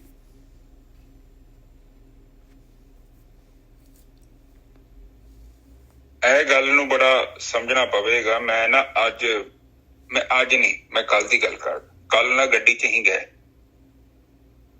ਉਹ 1 ਵੇ ਰੋਡ ਆ, ਉੱਥੇ ਮੈਂ ਟਰਨ ਲੈਣਾ ਸੀ ਲੈਫਟ ਸਾਈਡ, ਨਹੀਂ ਲੈ ਸਕਿਆ। ਬਹੁਤ ਵੱਡਾ ਚੱਕਰ ਮੈਨੂੰ ਮਾਰ ਕੇ ਫਿਰ ਵਾਪਸ ਉੱਥੇ ਆਉਣਾ ਪਿਆ। ਇਹ ਬਾਣੀ ਵੀ ਉਹ ਗੱਲ ਕਹਿ ਰਹੀ, ਕਹਿੰਦੇ ਕਿ ਵੱਡਾ ਫੇਰਾ ਪੈ ਜਾਣਾ ਹੀ ਤੈਨੂੰ, ਵੱਡਾ ਫੇਰਾ ਸਮਾਂ ਬਰਬਾਦ ਹੋ ਜਾਏਗਾ। ਤੂੰ ਹੁਣੇ ਟਰਨ ਲੈ ਸਕਦਾ, ਪਰ ਜੇ ਤੂੰ ਮਿਸ ਕਰ ਜਾਏਗਾ ਤੇ ਫਿਰ ਕੀ ਹੋਏਗਾ? ਫਿਰ ਚਾਂਸ ਨਹੀਂ ਆ, ਕਿਉਂਕਿ 1 ਵੇ ਰੋਡ ਹੈ, ਤੂੰ ਪਿੱਛੇ ਨਹੀਂ ਜਾ ਸਕਦਾ। ਫਿਰ ਕੀ ਹੋਊਗਾ? ਤੈਨੂੰ ਬਹੁਤ ਵੱਡਾ ਚੱਕਰ ਲਾ ਕੇ ਆਉਣਾ ਪਵੇਗਾ। ਹੁਣ ਪਤਾ ਨਹੀਂ ਕਿੱਡਾ ਕੁ ਚੱਕਰ ਹੈ, ਹੁਣ ਡਿਪੈਂਡ ਹੈ ਕਿ ਆਪਾਂ ਕਿੰਨੀ ਕੁ ਤਿਆਰੀ ਕੀਤੀ ਹੈ, ਕਿੰਨਾ ਕੁ ਕਾਰਨ ਸੀ ਆਪਣੇ ਕੋਲ ਹੈਗਾ, ਉਸ ਹਿਸਾਬ ਨਾਲ ਤੁਹਾਨੂੰ ਚੱਕਰ ਲਾ ਕੇ ਆਉਣਾ ਪਵੇਗਾ। ਫਿਰ ਕਹਿੰਦੇ ਸਤਿਗੁਰ ਕੀ ਸੇਵਾ ਨਾ ਕੀਤਿਆਂ ਅੰਤ ਗਿਆ ਪਛਤਾਈ। ਤੇ ਉਹ ਕਹਿੰਦੇ ਫਿਰ ਜਿਹੜਾ ਬੰਦਾ ਬ੍ਰਹਮ ਗਿਆਨੀ ਦੀ ਵਿਚਾਰ ਨਹੀਂ ਸੁਣਦਾ, ਉਹਦੇ ਦਾ ਅਸਰ ਨਹੀਂ ਕਰਦਾ ਤੇ ਆਪਣਾ ਜੀਵਨ ਉਸੇ ਤਰ੍ਹਾਂ ਬਤੀਤ ਕਰੀ ਜਾਂਦਾ ਮਨਮੁਖ ਦੇ ਵਾਂਗੂ, ਤੇ ਫਿਰ ਉਹਦੇ ਨਾਲ ਕੀ ਹੋਵੇਗਾ? ਉਹ ਕਹਿੰਦਾ ਇੱਕ ਸਮਾਂ ਜ਼ਰੂਰ ਆਵੇਗਾ, ਪਛਤਾਉਂਦਾ ਹੈ ਮੁੜ ਕੇ। ਕਈ ਵਾਰੀ ਆਪਣੇ ਭੈਣ ਭਰਾ ਆਪਾਂ ਨੂੰ ਕਹਿੰਦੇ ਨੇ ਨਾ, ਮੇਰੀ ਇੱਕ ਸਾਲੀ ਹੈ ਤੇ ਉਹਨੂੰ ਬਹੁਤ ਸਾਰੇ ਸਮਝਾਉਂਦੇ ਸੀ ਕਿ ਇਹ ਕੰਮ ਨਾ ਕਰੀ, ਇਹ ਨਾ ਕੰਮ ਕਰੀ, ਉਹਨੇ ਨਹੀਂ ਕਹਿਣਾ ਮੰਨਿਆ। ਹੁਣ ਬਹੁਤ ਪਛਤਾਉਂਦੀ ਹੈ, ਕਿਉਂਕਿ ਉਹਨੇ 10-15 ਬੰਦਿਆਂ ਦਾ ਡਿਸੀਜਨ ਸੀ ਨਾ, ਉਹਨੂੰ ਰਿਜੈਕਟ ਕਰਤਾ ਸੀ। ਅੱਜ ਉਹ ਬਹੁਤ ਪਛਤਾ ਰਹੀ ਹੈ। ਕਿਉਂ? ਕਿਉਂਕਿ ਉਹ ਚੀਜ਼ ਹੱਥੋਂ ਨਿਕਲ ਗਈ। ਉਹ ਜੋ ਉਹਨੇ ਕਰ ਲਿਆ ਉਹਨੂੰ ਰਿਵਰਸ ਨਹੀਂ ਕੀਤਾ ਜਾ ਸਕਦਾ। ਉਹਦੇ ਕੋਲ ਬੈਟਰ ਆਪਸ਼ਨ ਸਨ। ਤੇ ਫਿਰ ਉਹ ਕਹਿੰਦੇ ਕਿ ਜਿਹੜੇ ਬੰਦੇ ਏਦਾਂ ਗੁਰਮੁਖਾਂ ਦੀ ਜੋ ਸਤਿਗੁਰ ਕਹਿ ਕੇ ਗਏ ਨੇ, ਉਹਨਾਂ ਨੇ ਜੋ ਸਮਝਾਇਆ ਗ੍ਰੰਥਾਂ ਦੇ ਵਿੱਚ, ਉਹਨਾਂ ਨੂੰ ਨਹੀਂ ਸਮਝ ਪਾਉਂਦੇ, ਫਿਰ ਆਖਰ ਦੇ ਵਿੱਚ ਫਿਰ ਤੇ ਉਹ ਪਛਤਾਉਣ ਦਾ ਫਾਇਦਾ ਕੁਛ ਵੀ ਨਹੀਂ ਹੈ। ਪਛਤਾ ਕੇ ਕੀ ਮਿਲੂਗਾ ਤੁਹਾਨੂੰ? ਕੋਈ ਚੀਜ਼ ਥੋੜੀ ਹਾਸਲ ਹੋਣੀ ਹੈ। ਜੇ ਰਹਿ ਜਾਂਦੀ, ਜੇ ਮੈਂ ਏਦਾਂ ਕਰਾਂ, ਜੇ ਮੈਂ ਓਦਾਂ ਕਰ ਲੈਂਦਾ, ਫਿਰ ਥੋੜੀ ਗੱਲ ਬਣਦੀ। ਜਦੋਂ ਟਾਈਮ ਸੀ ਉਦੋਂ ਤੇ ਧਿਆਨ ਨਹੀਂ ਦਿੱਤਾ, ਮੁੜ ਕੇ ਪਛਤਾਉਣ ਦਾ ਕੋਈ ਫਾਇਦਾ ਨਹੀਂ। ਕਹਿੰਦੇ ਤਾਂ ਪਛਤਾਨੇ ਸੇ ਕਿਆ ਫਾਇਦਾ ਜਬ ਚਿੜੀਆ ਚੁੱਕੀ ਖੇਤ, ਚਿੜੀਆਂ ਦੇ ਢਿੱਡ ਚੱਲ ਗਿਆ ਰਾਸ਼ਨ। ਹੁਣ ਪਛਤਾਉਣ ਦਾ ਕੀ ਫਾਇਦਾ? ਇੱਥੇ ਮੈਂ ਜਾਲਾ ਲਾਉਂਦਾ, ਮੈਂ ਡਰਾਮਾ ਜਾਂ ਪੇਟੀ ਕੁੱਟਦਾ ਜਾਂ ਕਿਸੇ ਬੰਦੇ ਨੂੰ ਖਿਲਾਰ ਦਿੰਦਾ, ਹੁਣ ਕੋਈ ਸੋਚਣ ਦਾ ਫਾਇਦਾ ਨਹੀਂ। ਹੁਣ ਤੇ ਹੋ ਗਿਆ ਕੰਮ। ਫਿਰ ਅਗਲੇ ਬੰਨੇ ਕਹਿ ਰਹੇ ਨੇ ਕਿ ਆਪਣੀ ਕਿਰਪਾ ਕਰੇ ਗੁਰ ਪਾਈਏ, ਵਿੱਚ ਆਪ ਗਵਾਈ, ਵਿੱਚੋਂ ਆਪ ਗਵਾਈ। ਵਿੱਚੋਂ ਜਿਹੜਾ ਹੈਗਾ ਸਭ ਤੋਂ ਪਹਿਲੀ ਗੱਲ, ਹਾਂਜੀ ਹਾਂ, ਜਿਹਦੇ ਉੱਤੇ ਜਿਹੜੇ ਚੁਆਇਸ ਕਰ ਲੈਂਦੇ ਆ ਇਹ ਧਰਮ ਵਾਲੇ ਰਸਤੇ ਨੂੰ, ਤੇ ਉਹ ਗੁਰੂ ਮਿਲ ਜਾਂਦਾ, ਉਹਨਾਂ ਨੂੰ ਬ੍ਰਹਮ ਗਿਆਨ ਮਿਲ ਜਾਂਦਾ, ਤੇ ਉਹਦੇ ਨਾਲ ਕੀ ਹੁੰਦਾ ਹੈ, ਆਪਣੀ ਹਉਮੈ ਜਿਹੜੀ ਹੈਗੀ ਉਹ ਘਟਾ ਲੈਂਦੇ, ਗਵਾ ਲੈਂਦੇ। ਹਾਂਜੀ ਵੀਰ ਜੀ, ਬਿਲਕੁਲ ਠੀਕ ਹੈ ਜੀ। ਫਿਰ ਉਹ ਗਿਆਨ ਮਿਲਦਾ ਤੇ ਉਹਦੇ ਨਾਲ ਕੀ ਹੁੰਦਾ ਕਿ ਉਹਨਾਂ ਦੀ ਹੌਲੀ ਹੌਲੀ ਕਰਕੇ ਜਿਹੜੀ ਅੰਦਰ ਹਉਮੈ ਹੁੰਦੀ ਹੈ ਨਾ, ਉਹਦਾ ਜਿਹੜਾ ਪਾਵਰ ਆ, ਉਹਦੀ ਸ਼ਕਤੀ ਘਟਣੀ ਸ਼ੁਰੂ ਹੋ ਜਾਂਦੀ। ਫਿਰ ਇੱਕ ਸਮਾਂ ਆਉਂਦਾ ਉਹ ਚੱਲ ਜਾਂਦੀ ਹੈ, ਉਸ ਤੋਂ ਮੁਕਤੀ ਮਿਲ ਜਾਂਦੀ। ਇੱਕੋ ਦਮ ਹਉਮੈ ਤੋਂ ਮੁਕਤੀ ਨਹੀਂ ਜੋ ਮਿਲਦੀ, ਟਾਈਮ ਲੱਗਦਾ। ਫਿਰ ਅਗਲੇ ਬੰਨੇ ਲਿਖਿਆ ਤ੍ਰਿਸ਼ਨਾ ਭੁੱਖ ਵਿੱਚ ਉਤਰੇ, ਸੁੱਖ ਵਸੇ ਮਨ ਆਏ। ਤੇ ਫਿਰ ਕੀ ਪਛਾਣੀ ਹੈ? ਪਛਾਣ ਹੈ ਕਿ ਉਹ ਹਉਮੈ ਖਤਮ ਹੋ ਗਈ ਹੈ। ਤੇ ਫਿਰ ਉਹ ਕਹਿੰਦੇ ਕਿ ਤ੍ਰਿਸ਼ਨਾ ਦੀ ਭੁੱਖ ਜਿਹੜੀ ਮਿਟ ਜਾਏਗੀ। ਜਿਹੜਾ ਅੰਦਰ ਆਪਣੇ ਅੰਦਰ ਜਿਹੜਾ ਜੀਵ ਭੱਜਾ ਫਿਰਦਾ ਨਾ, ਤੁਹਾਨੂੰ ਦੱਸਿਆ ਨਾ, ਇਹਨੇ ਸ਼ਾਂਤ ਹੋ ਕੇ ਬਹਿ ਜਾਣਾ ਮੁੜ ਕੇ। ਇਹਨੂੰ ਸੰਸਾਰ ਨਹੀਂ ਖਿੱਚ ਸਕਦਾ। ਬਹੁਤ ਮੁਸ਼ਕਲ ਬੋਲੇ ਤੇ ਬਹੁਤ ਮੁਸ਼ਕਲ। ਕੇਵਲ ਸੱਚ ਹੀ ਰਹਿ ਜਾਣਾ। ਤੁਸੀਂ ਬੋਲੋਗੇ ਵੀ ਸੱਚ, ਤੁਸੀਂ ਖਾਓਗੇ, ਤੁਸੀਂ ਖਾਣਾ ਵੀ ਸੱਚ, ਤੁਸੀਂ ਪਹਿਨਣਾ ਸੱਚ, ਤੁਸੀਂ ਬੋਲਣਾ ਸੱਚ, ਤੁਸੀਂ ਸੱਚ ਦੇ ਵਿੱਚ ਇਸ਼ਨਾਨ ਕਰਨਾ, ਤੁਸੀਂ ਸੱਚ ਦੇ ਵਿੱਚ ਰਹਿਣਾ। ਆਪ ਜਸਟ ਸੋਚੋ ਕਿ ਕਿੰਨਾ ਪਾਵਰਫੁਲ ਸੱਚ ਹੈ। ਸਭ ਸੱਚ ਹੀ ਸੱਚ ਹੋ ਜਾਂਦਾ। ਉਦੋਂ ਫਿਰ ਮਨ ਦੇ ਵਿੱਚ ਜਿਹੜਾ ਫਿਰ ਸੁੱਖ ਆ ਜਾਂਦਾ, ਕਿਉਂਕਿ ਤ੍ਰਿਸ਼ਨਾ ਤੇ ਹੈ ਹੀ ਨਹੀਂ। ਮਾਇਆ ਦਾ ਕੋਈ ਨਾਮੋ ਨਿਸ਼ਾਨ ਨਹੀਂ ਹੈਗਾ। ਨਿਰਮਲ ਹੋ ਜਾਏਗਾ ਸਾਰਾ ਕੁਝ, ਅੰਦਰੋਂ ਸਾਰੀ ਮਲੀਨਤਾ ਜਿੱਦਾਂ ਬਾਹਰ ਆ ਜਾਏਗੀ। ਜਿਹੜਾ ਸ਼ੀਸ਼ਾ ਸੀ ਗੰਦਾ ਸੀ ਨਾ ਮਨ, ਇਹ ਮਨ ਆਰ ਸੀ, ਕੋਈ ਵਿਰਲਾ ਦੇਖੇ। ਮਨ ਰੂਪੀ ਸ਼ੀਸ਼ਾ ਜਿਹੜਾ ਮਲੀਨ ਹੋ ਗਿਆ ਸੀ ਸੰਸਕਾਰਾਂ ਦੇ ਨਾਲ, ਉਹ ਸਾਫ਼ ਹੋ ਜਾਏਗਾ। ਸਭ ਕੁਝ ਦਿਖਾਈ ਦੇਵੇਗਾ। ਜਿੱਦਾਂ ਤੁਹਾਡੀ ਅੱਖਾਂ ਦਾ ਇਲਾਜ ਕਰ ਦਈਏ ਤੇ ਦੁਨੀਆ ਕਿੱਡੀ ਸੋਹਣੀ ਲੱਗਦੀ ਹੈ, ਤੇ ਜਦੋਂ ਬੰਦੇ ਦੀ ਅੱਖਾਂ 'ਚ ਮੋਤੀਆ ਬਿੰਦ ਆ ਜਾਂਦਾ, ਅੱਖ ਤੇ ਉਹੀ ਹੁੰਦੀ ਹੈ, ਦਿਖਦਾ ਹੀ ਨਹੀਂ ਵਿਚਾਰੇ ਨੂੰ, ਤੇ ਸੁੱਖ ਆ ਜਾਂਦਾ। ਕਿਉਂਕਿ ਉਹ ਤ੍ਰਿਸ਼ਨਾ ਦੀ ਜਿਹੜੀ ਮਲੀਨਤਾ ਸੀ ਮਨ ਦੇ ਉੱਤੇ ਲਿਬੜੀ, ਉਹ ਉਤਰ ਗਈ। ਫਿਰ ਕਹਿੰਦੇ ਸਦਾ ਸਦਾ ਸਲਾਈਏ ਹਿਰਦੇ ਲਿਬਲਾ। ਇਹ ਕਹਿੰਦੇ ਕਿ ਪ੍ਰਮਾਤਮਾ ਦੇ ਵਿੱਚ ਆਪਣੀ ਸੁਰਤੀ ਜੋੜ ਕੇ, ਪ੍ਰਮਾਤਮਾ ਤੋਂ ਭਾਵ ਤੁਹਾਡੀ ਆਤਮਾ, ਪ੍ਰਮਾਤਮਾ ਕਿਤੇ ਨਹੀਂ ਹੈਗਾ ਜੇ, ਉਹ ਤੁਹਾਡੇ ਅੰਦਰ ਜਿਹੜਾ ਅਚਲ ਅਵਸਥਾ ਹੈ, ਜਿੱਥੇ ਕੋਈ ਮੂਵਮੈਂਟ ਨਹੀਂ ਹੈਗੀ, ਉਸੇ ਸ਼ਕਤੀ ਨੂੰ ਹੀ ਪ੍ਰਮਾਤਮਾ ਕਿਹਾ ਗਿਆ, ਜਿਹਦਾ ਰੂਪ ਨਹੀਂ ਹੈ, ਰੰਗ ਨਹੀਂ ਹੈ, ਰੇਖ ਨਹੀਂ, ਜਿੱਥੇ ਕੋਈ ਧਰਤੀ ਨਹੀਂ ਹੈ, ਸੂਰਜ ਨਹੀਂ ਹੈ, ਤਾਰਾ ਨਹੀਂ ਹੈ, ਜਿੱਥੇ ਕੋਈ ਟਾਈਮ ਨਹੀਂ ਹੈਗਾ। ਜਦੋਂ ਉੱਥੇ ਗਏ ਤੁਹਾਨੂੰ ਟਾਈਮ ਦਾ ਨਹੀਂ ਪਤਾ ਲੱਗਣਾ, ਤੁਹਾਨੂੰ ਟਾਈਮ ਦਾ ਬਿਲਕੁਲ ਬੋਧ ਨਹੀਂ ਹੋਣਾ। ਹੁਣ ਜੇ ਤੁਸੀਂ ਸੰਸਾਰ 'ਚ ਬੈਠੇ ਜੇ ਤੁਹਾਨੂੰ ਪਤਾ ਲੱਗੂਗਾ 10 ਮਿੰਟ 20 ਮਿੰਟ ਲੰਘ ਗਿਆ, ਪਰ ਜੇ ਤੁਸੀਂ ਸਮਾਧੀ ਲੀਨ ਹੋ ਗਏ ਤੁਹਾਨੂੰ ਪਤਾ ਨਹੀਂ ਲੱਗਣਾ ਕਿ ਕਿੰਨਾ ਟਾਈਮ ਤੋਂ ਬੈਠੇ, ਕਿਉਂਕਿ ਟਾਈਮ ਨਹੀਂ ਹੈਗਾ ਬਿਲਕੁਲ। ਇਸ ਕਰਕੇ ਉੱਥੇ ਸਦਾ ਲੈਵਲ ਲਾ ਕੇ ਰੱਖਣੀ। ਅੱਜ ਦੀ ਉਚਾਰਨ ਜੀ ਸਾਹਿਬ ਇੱਥੇ ਕੁਝ ਕਹਿਣਾ ਨਾ? ਬਿਲਕੁਲ ਠੀਕ ਹੈ ਵੀਰ ਜੀ। ਹਾਂਜੀ ਹਾਂਜੀ ਅਵਤਾਰ ਕੌਰ ਜੀ ਬੋਲੋ ਤੁਸੀਂ। ਤੁਸੀਂ ਕਹਿ ਕੇ ਹਟੇ ਸੱਚ ਪਹਿਨਣਾ ਤੇ ਖਾਣਾ, ਇਹਦਾ ਮਤਲਬ ਕੀ ਹੈ? ਕਿੱਦਾਂ ਜੀ? ਸੱਚ ਪਹਿਨਣਾ ਤੇ ਖਾਣਾ ਜਿਹੜਾ ਹੈਗਾ ਸੱਚਾ ਜੀਵਨ ਹੋ ਜਾਂਦਾ ਹੈ। ਸੱਚ ਨੂੰ ਆਪਾਂ ਜਿਹੜੇ ਹੈਗੇ ਸੱਚ ਜਿਹੜਾ ਹੈ ਭਗਤੀ ਪਰਮਾਤਮਾ ਦੀ ਜਿਹੜੀ ਹੈਗੀ ਉਹਦੇ ਵਿੱਚ ਹੀ ਆਪਣਾ ਇੰਟਰਸਟ ਹੋ ਜਾਂਦਾ ਹੈ, ਉਹੀ ਚੰਗੀ ਲੱਗਣ ਲੱਗ ਜਾਂਦੀ ਹੈ। ਆਇਆ ਹਾਂਜੀ ਵੀਰ ਜੀ, ਪ੍ਰੈਜ਼ੈਂਟ ਮੂਮੈਂਟ ਦੇ ਵਿੱਚ ਆ ਜਾਂਦਾ। ਹੋਰ ਮੈਂ ਸੌਖਾ ਕਰ ਦਿੰਦਾ, ਸੱਚ ਪਹਿਨਣਾ ਮਤਲਬ ਕਿ ਤੁਹਾਡੇ ਕੱਪੜੇ ਜਿਹੜੇ ਆ ਤੁਹਾਡੇ ਆਪਣੇ ਪਿਆਂ ਦੇ ਆਉਣੇ ਆ। ਤੁਸੀਂ ਜਿਹੜਾ ਰਾਸ਼ਨ ਖਾਓਗੇ ਉਹ ਵੀ ਤੁਹਾਡੀ ਆਪਣੀ ਮਿਹਨਤ ਦਾ ਰਾਸ਼ਨ ਹੋਣਾ ਹੈ। ਜਿਹੜਾ ਤੁਸੀਂ ਬੋਲੋਗੇ, ਤੁਸੀਂ ਉਹ ਬੋਲੋਗੇ ਜੋ ਤੁਹਾਡਾ ਆਪਣਾ ਗਿਆਨ ਹੈ, ਤੁਸੀਂ ਉਹ ਨਹੀਂ ਬੋਲੋਗੇ ਜਿਹਦੇ ਬਾਰੇ ਤੁਹਾਨੂੰ ਪਤਾ ਨਹੀਂ। ਇਹ ਸਭ ਸੱਚ 'ਚ ਹੋ ਜਾਣਾ ਹੈ, ਤੁਹਾਡਾ ਸੱਚ ਦੇ ਨਾਲ ਸੰਪਰਕ ਆ ਜਾਣਾ ਹੈ। ਜਿਹੜਾ ਝੂਠ ਹੈ ਉਹ ਜੀਵਨ 'ਚੋਂ ਬਾਹਰ ਹੋ ਜਾਏ, ਆਊਟ। ਠੀਕ ਹੈ ਜੀ, ਬਿਲਕੁਲ ਵਧੀਆ ਜੀ, ਬਿਲਕੁਲ ਵਧੀਆ। ਵੇਖੋਗੇ ਵੀ ਸੱਚ, ਤੁਸੀਂ ਸੁਣੋਗੇ ਵੀ ਸੱਚ, ਤੁਸੀਂ ਬੋਲੋਗੇ ਵੀ ਸੱਚ। ਇਹ ਸੱਚ ਕਾਫੀ ਪਾਵਰਫੁਲ ਹੈ। ਇਹ ਮੈਂ ਸਮਝਾਉਣ ਦਾ ਤਰੀਕਾ ਦੱਸਿਆ, ਪਰ ਏਦਾਂ ਹੀ ਆ ਜਦੋਂ ਤੁਸੀਂ ਆਤਮਾ ਦੇ ਸੰਪਰਕ 'ਚ ਜਾ ਕੇ ਆਪਣੇ ਆਪ ਹੀ ਸੱਚ ਹੋ ਜਾਏ। ਅੱਜ ਦੀ ਵਿਚਾਰ ਇੱਥੇ ਨਜਾ ਸਾਹਿਬ ਸਮਾਪਤ। ਹਾਂਜੀ, ਇੱਕ ਨਾ ਉਹ ਅਮਰਜੀਤ ਹੈਗੇ ਸ਼ਾਇਦ, ਜੋ ਉਹਨਾਂ ਦਾ ਆਪਰੇਸ਼ਨ ਹੋਇਆ ਸੀਗਾ ਤੇ ਠੀਕ ਹੋ ਗਿਆ ਜੀ, ਆ ਗਏ। ਉਹਨਾਂ ਦਾ ਉਹ ਸ਼ੁਕਰਾਨੇ ਦੀ ਅਰਦਾਸ ਕਰਵਾ ਰਹੇ ਸੀ, ਕਰ ਦੇਣੀ। ਠੀਕ ਹੈ ਜੀ, ਠੀਕ ਹੈ। ਇੱਕ ਓਮਕਾਰ ਸਤਨਾਮ ਕਰਤਾ ਪੁਰਖ ਨਿਰਭਉ ਨਿਰਵੈਰ ਅਕਾਲ ਮੂਰਤ ਅਜੂਨੀ ਸੈਭੰ ਗੁਰ ਪ੍ਰਸਾਦ। ਇਹ ਮੇਰੇ ਪਿਤਾ ਗਰੀਬ ਨਵਾਜ ਬਾਣੀ ਪੜ੍ਹਦੇ ਹਾਂ, ਵਿਚਾਰ ਕਰਦੇ ਹਾਂ, ਬਾਣੀ ਸਰਵਣ ਕਰਦੇ ਹਾਂ। ਸਾਡੇ ਕੋਲੋਂ ਅਨੇਕਾਂ ਕਿਸਮ ਦੀਆਂ ਭੁੱਲਾਂ ਅਤੇ ਗਲਤੀਆਂ ਹੋ ਗਈਆਂ। ਨਿਦਾਨ ਬੱਚੇ ਸਮਝ ਕੇ ਮਾਫ ਕਰੋ। ਅੱਗੇ ਤੋਂ ਸ਼ੁੱਧ ਤੇ ਸਪਸ਼ਟ ਬਾਣੀ ਪੜ੍ਹਨ ਦੀ ਆਗਿਆ ਬਖਸ਼ਣੀ। ਮੇਰੇ ਮਾਲਿਕ, ਮੇਰੇ ਪਿਤਾ, ਅਸੀਂ ਆਪ ਜੀ ਦੇ ਬਹੁਤ ਧੰਨਵਾਦੀ ਹਾਂ। ਆਪ ਜੋ ਸਾਨੂੰ ਇਹ ਸੰਗਤ ਬਖਸ਼ ਰਹੇ ਹੋ। ਮੇਰੇ ਪਿਤਾ ਦੋ ਅਰਦਾਸਾਂ ਨੇ, ਇੱਕ ਤੇ ਅਰਦਾਸ ਸ਼ੁਕਰਾਨੇ ਦੇ ਲਈ, ਉਹ ਕਹਿੰਦੇ ਨੇ ਉਹ ਠੀਕ ਹੋ ਗਏ ਨੇ ਆਪ ਜੀ ਦੀ ਕਿਰਪਾ ਦੁਆਰਾ। ਦੂਸਰੀ ਇੱਕ ਹੋਰ ਅਰਦਾਸ ਹੈ ਮੇਰੇ ਪਿਤਾ ਜੀ, ਉਹ ਕਹਿੰਦੇ ਨੇ ਕਿ ਉਹਨਾਂ ਦੇ ਪਤੀ ਬਾਹਰ ਜਾਣਾ ਚਾਹੁੰਦੇ ਨੇ, ਘਰ ਦੇ ਵਿੱਚ ਕੋਈ ਪ੍ਰੋਬਲਮ ਹੈ, ਹੋਰ ਕੋਈ ਸਾਧਨ ਨਹੀਂ ਹੈ। ਆਪ ਪਲੀਜ਼ ਦੇਖੋ ਜੇ ਕੁਝ ਹੋ ਸਕਦਾ ਹੈ ਉਹਨਾਂ ਨੂੰ, ਜੋ ਇਹਨਾਂ ਦੀ ਸ਼ੁਭ ਇੱਛਾ ਹੈ ਉਹਦੀ ਪੂਰਤੀ ਕਰੋ ਮੇਰੇ ਮਾਲਿਕ। ਵਾਹਿਗੁਰੂ ਜੀ ਕਾ ਖਾਲਸਾ, ਵਾਹਿਗੁਰੂ ਜੀ ਕੀ ਫਤਿਹ। ਵਾਹਿਗੁਰੂ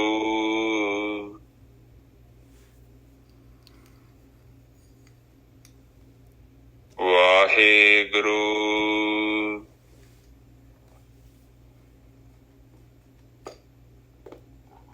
ਵਾਹਿਗੁਰੂ ਵਾਹਿਗੁਰੂ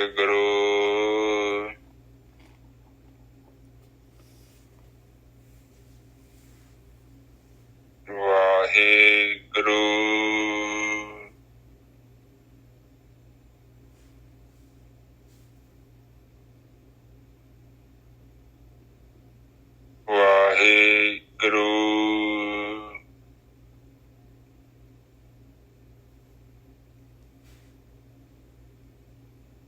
ਵਾਹਿਗੁਰੂ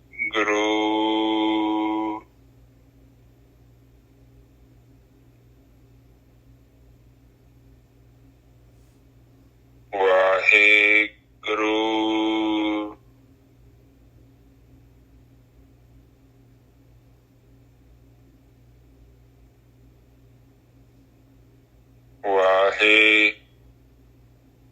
ਵਾਹਿਗੁਰੂ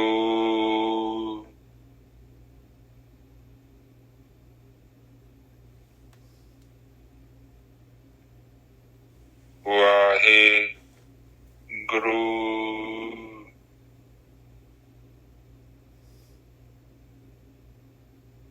ਵਾਹਿਗੁਰੂ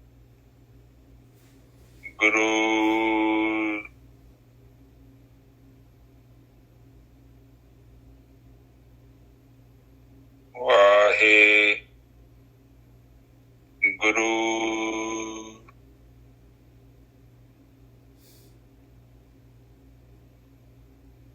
ਵਾਹਿਗੁਰੂ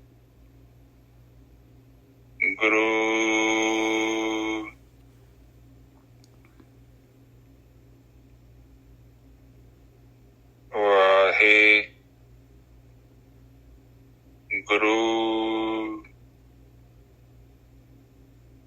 ਸਾਧ ਸੰਗਤ ਜੀ ਚੁੱਪ ਹੋ ਜਾਓ। ਵਾਹਿਗੁਰੂ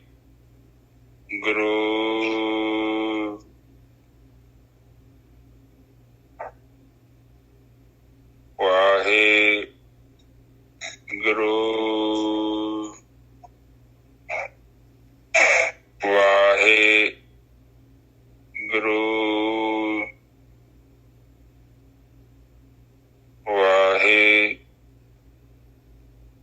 ਵਾਹਿਗੁਰੂ ਵਾਹਿਗੁਰੂ ਵਾਹਿਗੁਰੂ ਵਾਹਿਗੁਰੂ ਵਾਹਿਗੁਰੂ ਜੀ ਕਾ ਖਾਲਸਾ ਵਾਹਿਗੁਰੂ ਜੀ ਕੀ ਫਤਿਹ।